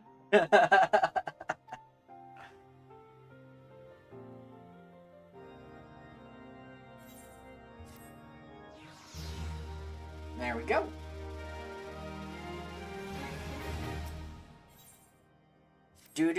We've still got a lot before Heaven's Ward. I forgot just how much we still have left to go. Like, we still have several weeks to go before we get to Heaven's Ward. But we might get to Heaven's Ward sometime around the end of April. Hopefully, if all goes according to plan. It would seem we have much to discuss with our friends at the Rising Stones. If what you say is true, Iceheart's method of summoning Shiva defies all precedent. Actually, maybe sometime around mid-April, sometime around when we're starting the D&D campaign. Anyway, Iceheart's method of summoning Shiva defies all precedent. It necessitates a complete reappraisal of the primal threat, and of our approach to combating it. Moreover, there are grave ramifications if word of this incident reaches Imperial ears. The Garlean Empire believes that primals are an insufferable menace, that their mere existence is a threat to this very star. As such, they deem any action taken against the beast tribes to be justified by default. Imagine, then, if it became known that it was not only the beast tribes of Eorzea that could summon primals, but her civilized peoples as well. Any lingering objections to the Eorzean campaign would vanish overnight. Where before we had to contend with a single Imperial Legion, we could very well find ourselves facing the combined might of all Garlemald. But I speak unadvisedly. Come, Mylan, it is better that we continue this conversation in Mordona.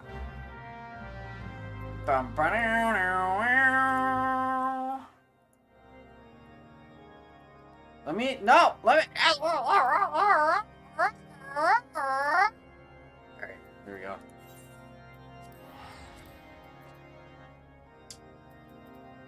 My teethies hurt, guys.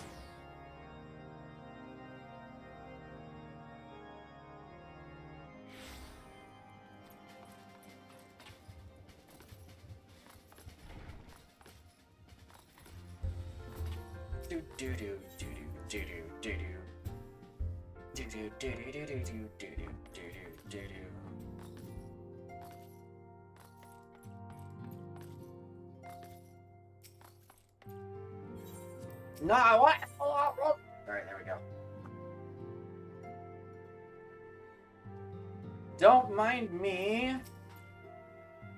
I want solid food so bad. I want a substantial meal so freaking bad. Words cannot well express how glad I am to see you return to us hale and whole. I want a Borgar.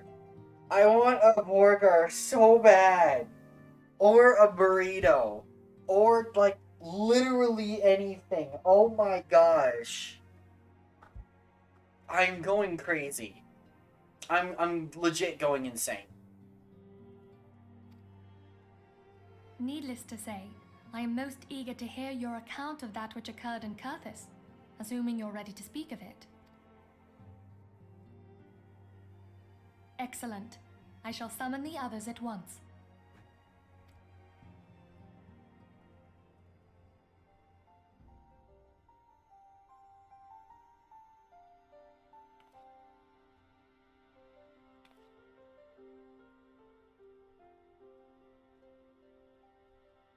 Iceheart used her own body as a vessel for a primal soul?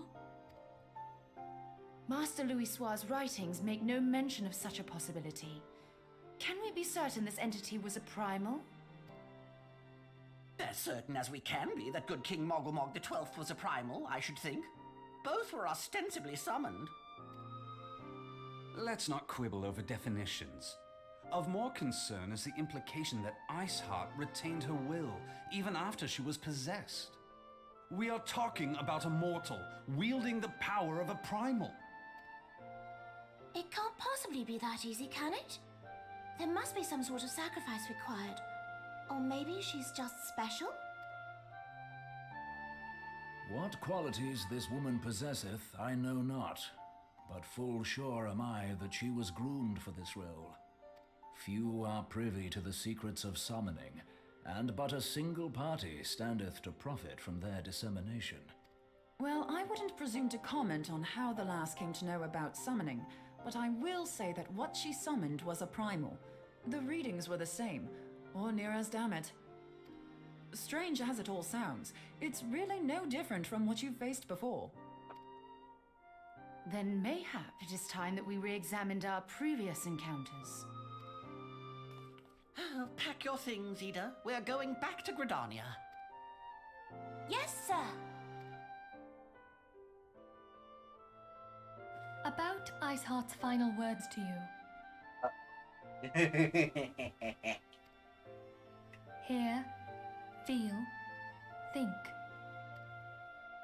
Hydaelyn speaks to her as well. If Iceheart is blessed with the power of the Echo, she will doubtless have used it to further her goals. Or could it be that it was a revelation granted her by the Echo which first set her on this path? She did say that the Ishgardians were blind to the truth. Do you think she has knowledge of the origins of the Ishgardian-Dravanian War? It would do much to explain her unwavering conviction. Did not the Lady Iceheart implore thee to seek the Keeper of the Lake? And did she not imply that in so doing thou wouldst come to see with eyes unclouded? Midgard-Zoma was a king amongst kings who reigned for centuries on end. But he is dead and his wisdom lost to the ages. Unless the Ishgardians' fears are well founded. It would seem we have yet another reason to stand watch over the Keeper of the Lake. For a mercy, we are well positioned to do so. Iceheart, Shiva, Ascians, and Midgard-Zoma. I shudder to think how they're all connected.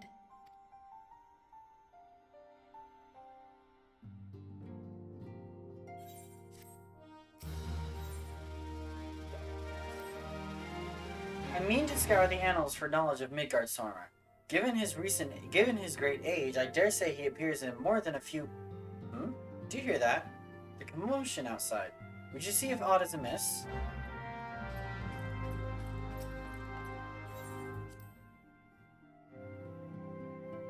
Place your bets now.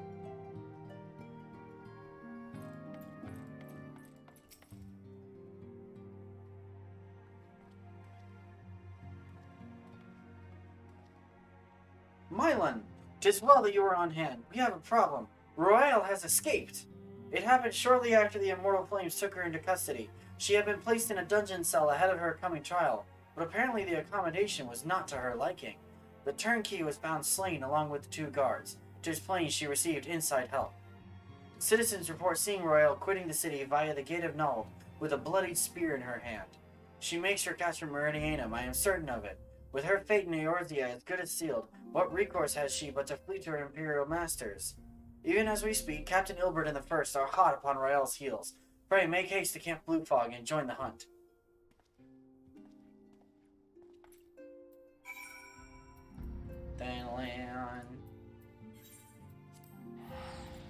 There we go.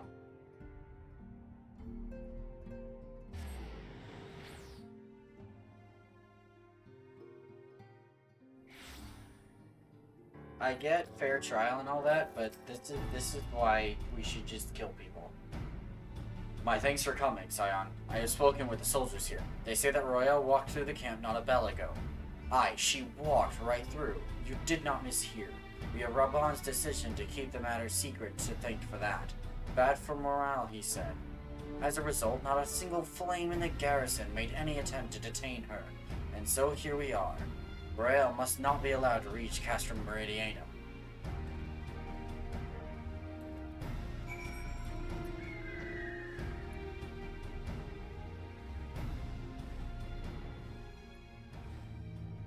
Okay.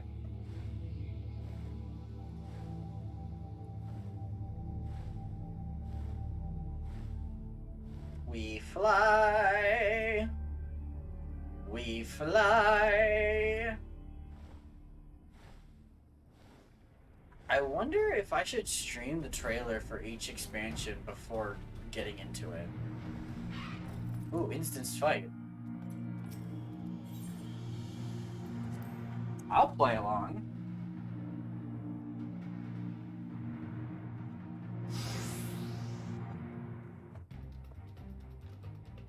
This wretch was with Royale. He threw himself at us that his mistress might escape. She didn't blink when we cut him down, not even when he started screaming. No loyalty even to her own, the goddamned harpy. Oh, God. With me, Scion, we have almost have her. If you want to play the beta this weekend, go for it. I might. I very well might. Bob and I actually talked about possibly streaming it, but he doesn't want to stream it on his first playthrough, so that makes a lot of sense to me.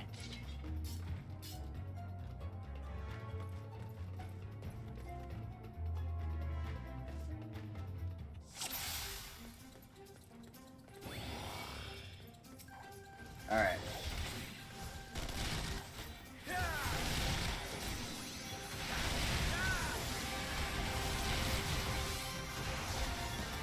You need to die.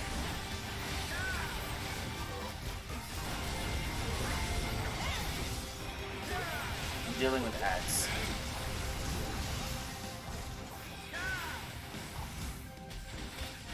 There we go.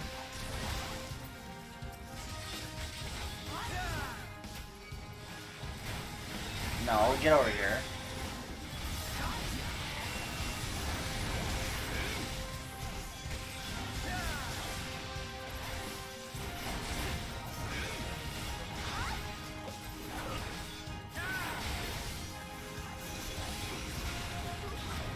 Oh my gosh, there's so many of you.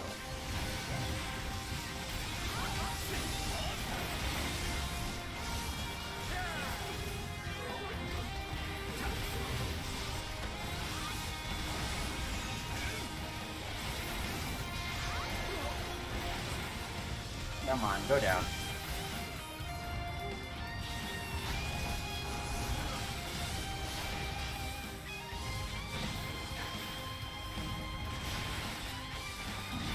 I'm dealing with the Colossus first.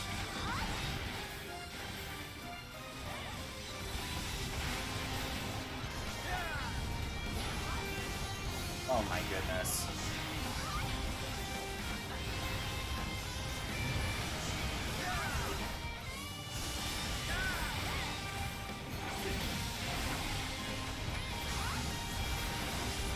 Oh my gosh, there's so many of you! Oh, hey look, Yuri showed up.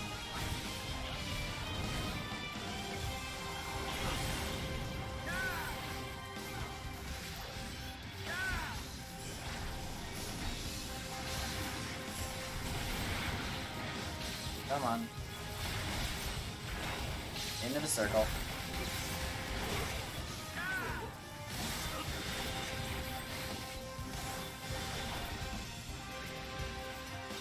Oh, there we go. Duty complete.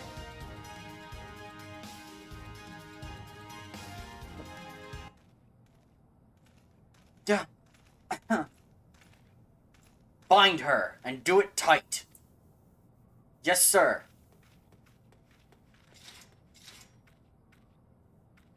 That's my best Noble 6 impression. Good work, men.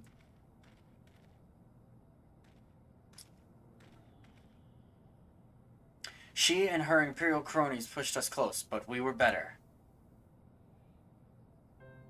Behold, a respected officer of the Immortal Flames. People looked up to you as one of the Order's founding members, one of its pillars. It saddens me to see you've fallen so low. What would you know of low? You, a spoiled little lordling who has never known any want. People such as you take wealth and birth for granted. You think it your God's given right to rule over others. You know not of our plight, the injustice that we lowbornish guardians must endure. To the noble lords and ladies, we are not people, but resources to be consumed. I did what I had to do to survive, stealing, killing, even whoring myself. It is no fault of mine if fools imagined me a paragon when I joined the Flames. To hear you tell it, one would think you the only person ever to have suffered. In case you have forgotten, Raban himself was born into poverty, as was I. We lived hand to mouth with little more than the shirts on our backs. Hunger was our constant companion. Yet never did we bemoan our lot in life, nor did we begrudge others their fortunes. We accepted the hand that we had been dealt, and played it to the best of our ability. Life was a battle, aye, but no matter what fate threw at us, we took it on the chin and came back for more. Everything we have, we fought for. How are we any different then?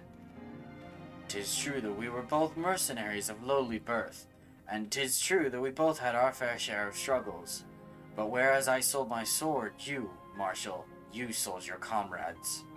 If light has taught me one thing, it is that you never betray your own. I would sooner cut off my own arm than raise a hand against a friend. But enough talk. You will return to Ul'dah to face justice, and the people whose trust you have dragged through the gutter.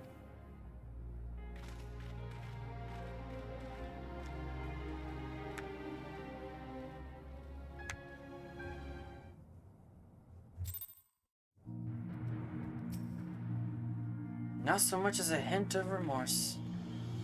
'Tis well that this sordid business is finally at an end. A friend's betrayal cuts deeper than steel. We must hope that we have chosen our own allies more wisely than Raban chose his.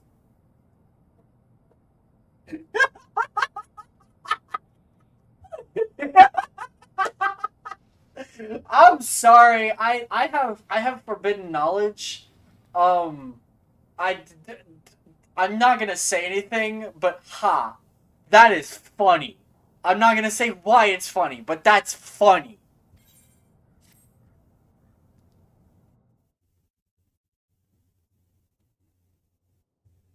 I've heard.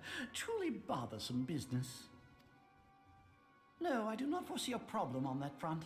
The main concern is Raban. There is no telling what the brute might do. Have the Blades watch him in the flames day and night. You may leave the Sultana to me. I shall personally attend her grace.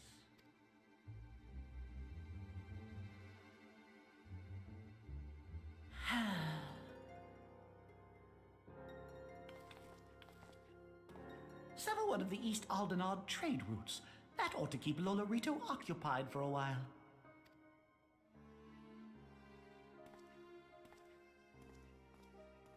Nanamo Ulnamo. For my sake, pray be a good little Sultana to the last.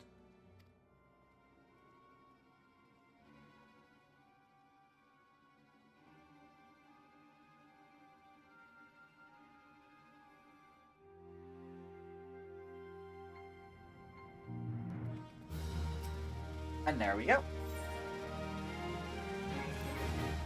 Captain Ilbert and I have a few questions for the Flame Marshal regarding the circumstances of her miraculous escape. When we have completed our interrogation, we shall take our findings directly to General Raban, and that shall be the end of it. Your work here is done, my friend. My thanks. But I have one last task for you. Return to the Rising Stones and apprise Minfilia of all that has happened. I am aware that the antecedent held Royale in high regard. For better or worse, she will want to know how this tale ends. You hate that miniature potato? Same. No one likes Telechi. No one likes him. The guy is a scumbag.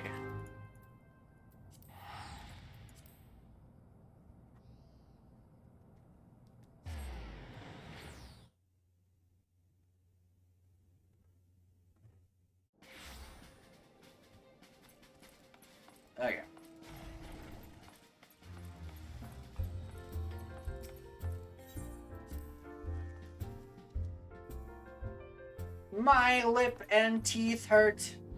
Help.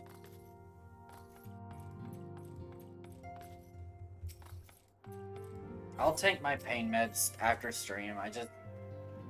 He needs to be punted off a cliff. He do. He do.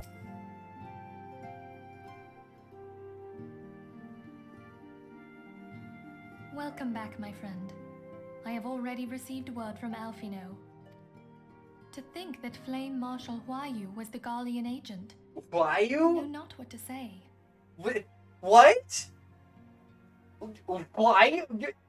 There is no U in. There's no Y. There's no U. There's no W, and there's no H. What the hell, French?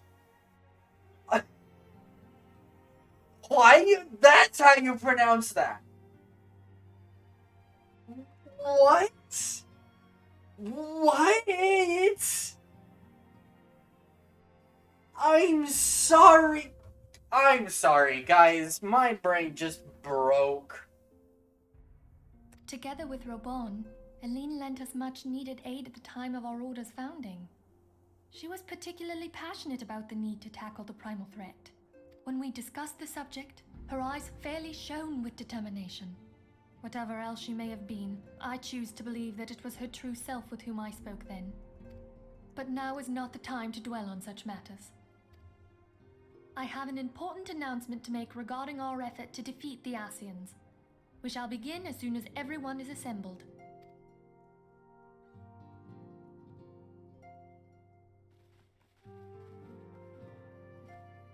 My thanks for coming, friends.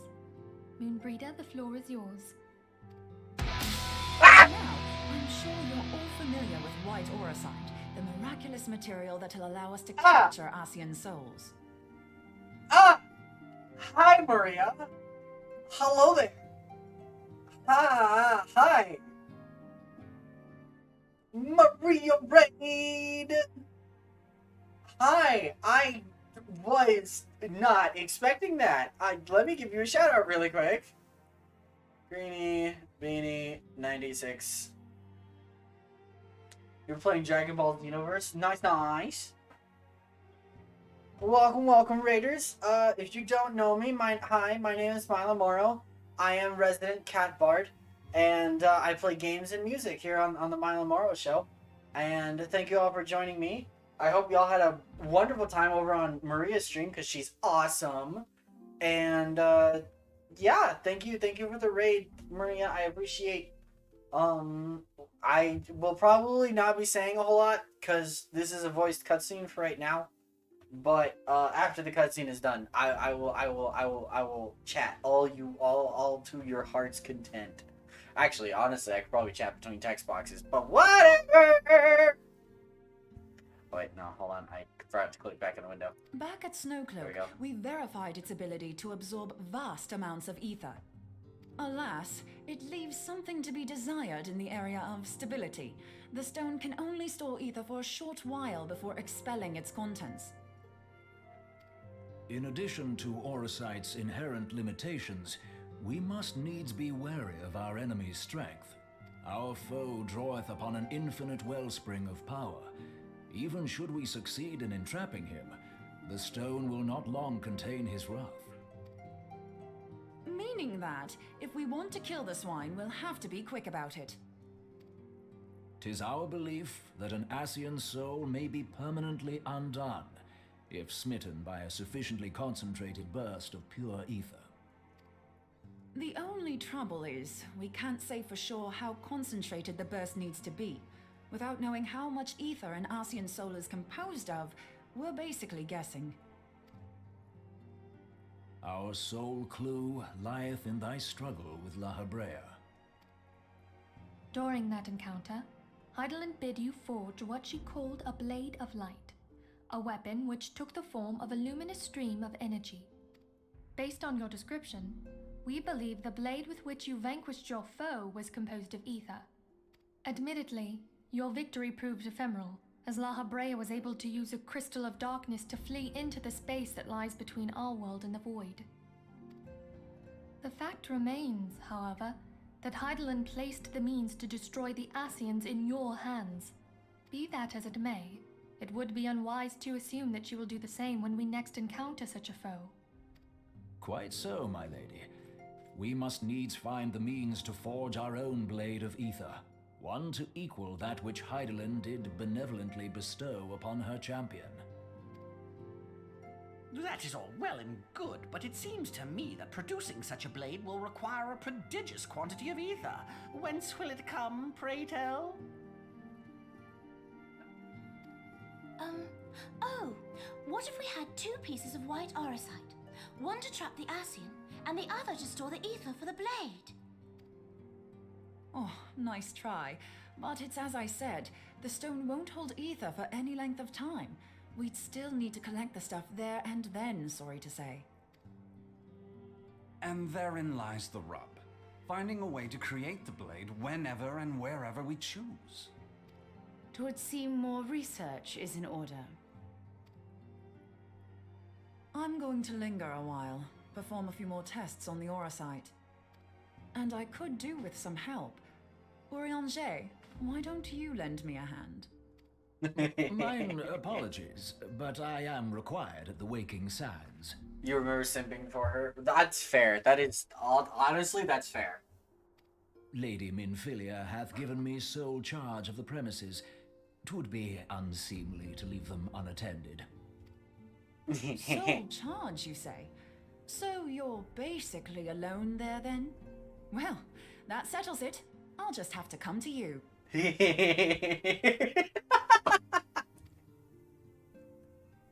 I love Mumbrina and Urianger's dynamic. I love it so much. So much. While you were afield, word arrived from the Sharlayan motherland. You will recall that a survey party was dispatched to investigate the incident at the Isle of Val. What they discovered was troubling, to say the least. Remember, the Isle of Val was the homeland of the students of Baldesion that exploded. According to the report, the isle has been erased from existence. 'Twas as if a hole had been torn in the very fabric of reality. Aye, yet the mystery endeth not with the isle's disappearance. It hath come to light that a number of scholars in various other locales were reported missing at a similar juncture. What's more, they all had something in common with the head of the students of Baldesion. Every last one of them was researching a phenomenon called dimensional compression, or the rejoining as the ancient texts call it. I'll be damned if that's a coincidence. Oh, I didn't remember that. I know what the rejoining is. That's not good. That is not good. All indications suggest Ascian involvement, but I sense that a force greater still is at work. The entity the Dark Beings call the One True God. We must pray that my dear friend Kryl regains consciousness soon. If she bore witness to the Isle of Val's final moments, she may be able to shed some light on this mystery.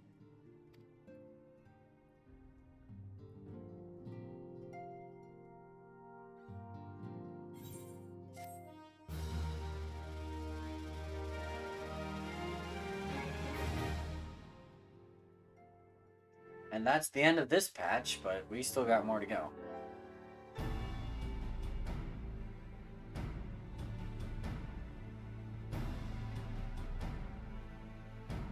Following the calamity, the forces of the 14th Imperial Legion entrenched themselves in strategic locations across Eorzea.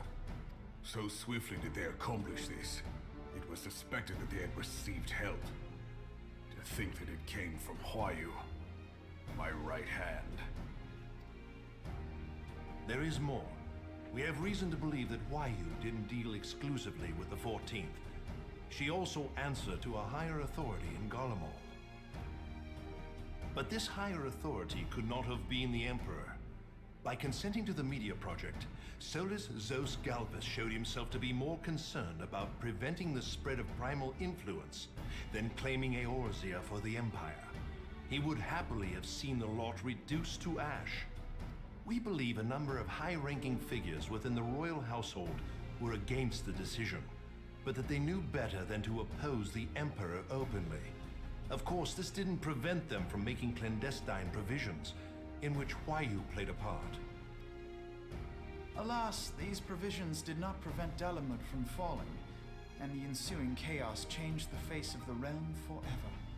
Yet Eorzea survived. To all intents and purposes, the Meteor Project had failed, and the Empire was left to rue its lack of a decisive means to eliminate the Primals. Until, that is, it stumbled upon the Ultima weapon. Even before the accursed thing was dug up, it seemed to me the 14th had the might to overwhelm our weakened armies. Yet they chose to hide behind their walls. Why? The Black Wolf was wary of making the denizens of Eorzea desperate, lest more primals emerge to bleed the land. The discovery of the Ultima weapon, however, emboldened him to resume his war of conquest in earnest. But there was one in Garlemald who believed that Van Belsar's actions were premature. One who stood higher in the Imperial Army's chain of command. He ordered the Legatus to halt his advance, only to find that the Black Wolf had slipped its leash, and that the 14th now acted alone. I know they're not children, but the halflings having such deep voices throws me off so much. Okay, so at this point in the game, I think they're like 16, 17, somewhere around there. So they kind of are, but they also kind of aren't. They're child Elizabeth, but yeah, it throws me off too. In a bid to bring Van Belsar to heel, he used the agent he had planted in Ul'dah prior to the Calamity to undermine the Legion's efforts. A man who outranks Van Belsar, yet opposed the late Emperor's decision to annihilate Eorzea. This could only be the former High Legatus of the Garlean army, now known as Emperor Varus Galvus. So he was Huayu's true master. But one of several in actual fact. We've learned that even as Huayu served the Empire's interests, she sold Imperial secrets to a certain faction in Eorzea. In so doing, she helped to maintain the status quo, thus prolonging the conflict. Considering who stands to profit from war, it isn't hard to imagine who her other masters were. Seven hells! You mean to say that she was a double agent? Huh, triple, if you consider her services to Van Belsar and the new Emperor as separate.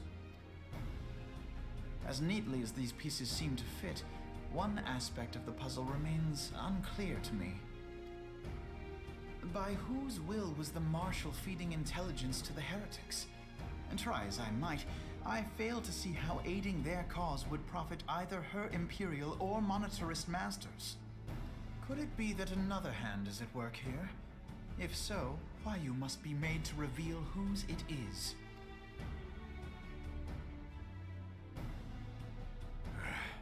Not only have I lost a trusted friend, now I must interrogate her as a stranger. Not a pleasant task, I grant you, but a necessary one. Unless we weed out the ivy, root, stalk, and stem, it will simply grow back. I know that full well. Those closest to Huayu have already been detained, and I will question them alongside her. General, pray keep in mind that there may be unwitting abettors among them. All will be treated fairly. On that you have my word. Those who are innocent have no cause to fear. You have ever been a friend of truth, General. I hope the unpleasant task of weeding out falsehood will not detain you too long. Though it be for the sake of Eorzea, doubting one's comrades is poison to the soul. And with that, I take my leave.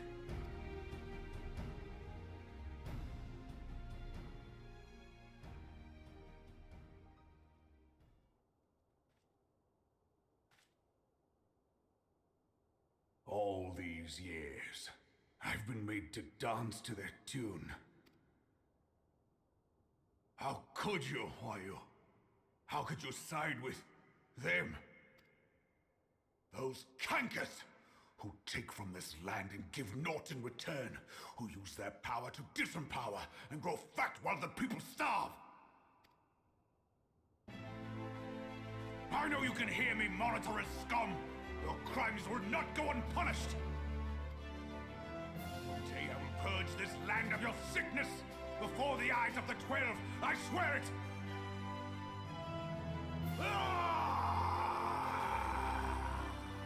And thus was a paladin oath of vengeance born. I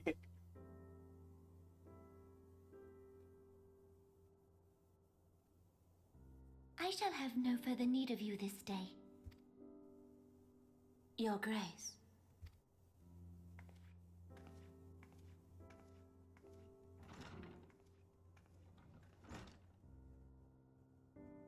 I fear that not even mine own chambers shall remain private for long. Has the situation grown so grim? Ever since he proposed the Cartiner Reclamation Bill, Teleji Adeleji has risen to greater prominence upon the backs of impoverished refugees.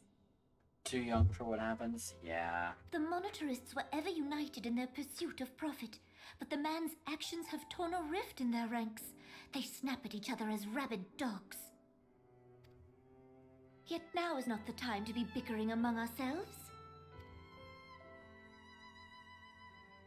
If this bickering is a threat to law and order, might you not have grounds to dissolve the syndicate? Would that the solution were so simple, Admiral. Alas, my moving to dissolve the syndicate is certain to spark outrage among the influential merchant class, whom the Cabal represents. This would serve to exacerbate the current unrest, and peace would slip still further away.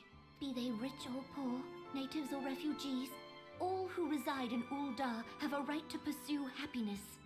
It is the duty of a ruler to protect this right. If I am to perform my duty, I must needs tread warily. It would not do to make enemies heedlessly. Were Lord Lolorito here, he would doubtless say that I have my head in the clouds. A ruler is required to take a wide view. Try as we might to cater to all needs, some will inevitably be overlooked. As such, there shall ever be citizens who feel aggrieved. It cannot be helped. But as you have informed us, the monetarists take no view but their own.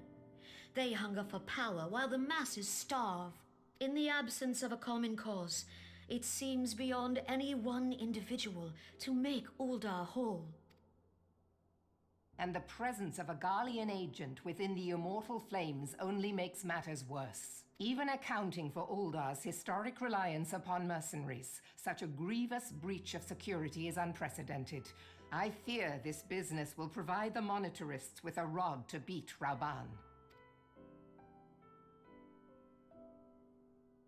Eorzea can ill afford for the Immortal Flames to be dampened now. Ere long, the Garleans will turn their ravenous gaze toward our lands once more. If we are to resist their might, our nations must stand together. Yet for this to happen, our nations must be whole. Cannot be done to improve the situation in Ul'dah. The true wealth of Ul'dah lies in the health, happiness, and hopes of her citizens. Alas, the citizens shall never know these things, so long as their lives are ruled by the ambitions of the few. The monetarists claim to represent the best interests of the people, but in sooth they desire only to manipulate them for their own selfish ends. For the government to serve the people, it must be formed of the people. For Ul'dah to move forward, it is not only the syndicate that must be dissolved. Nay, you jest. Yeah, no.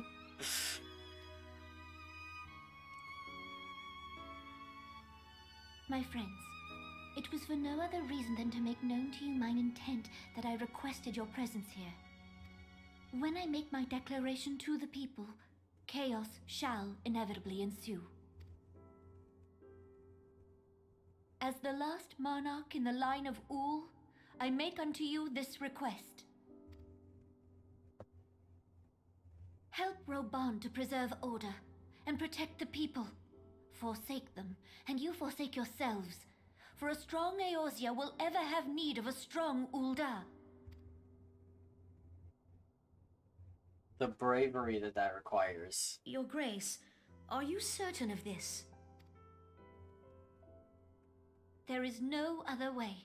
When the time is ripe, the nation shall become a true republic. Both royalists and monetarists shall cease to be. Uldar will no longer belong to kings or queens or merchant princes, but to her people.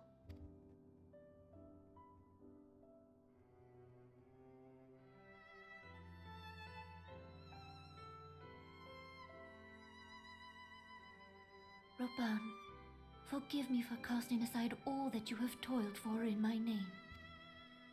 Beyond this gesture, I am powerless to help my subjects.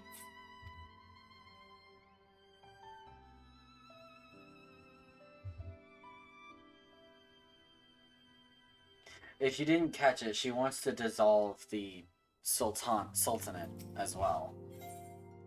Like, completely reform the governmental structure of Uldar in a chaotic revolution. Oh shoot, it's 7:06. Yeah, I should probably be ending. This is a very good stopping point, so I'm gonna exit out tomorrow, don't I? Anyway, thank you to everyone for coming along. Thank you to Maria for the raid, and to Shy for the resub. I very, very, very appreciate you two. And yeah, I will see you tomorrow for some more Nier Replicant, because it has been way too freaking long since since we played that. Yeah, should be a lot of fun. But anywho, I think that is going to be everything. Let me go find someone to raid. Let's see here.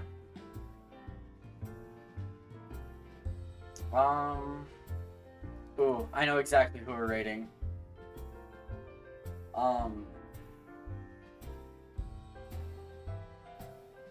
This could be a terrible idea, but this could also this could be a terrible idea, but whatever. I regret nothing.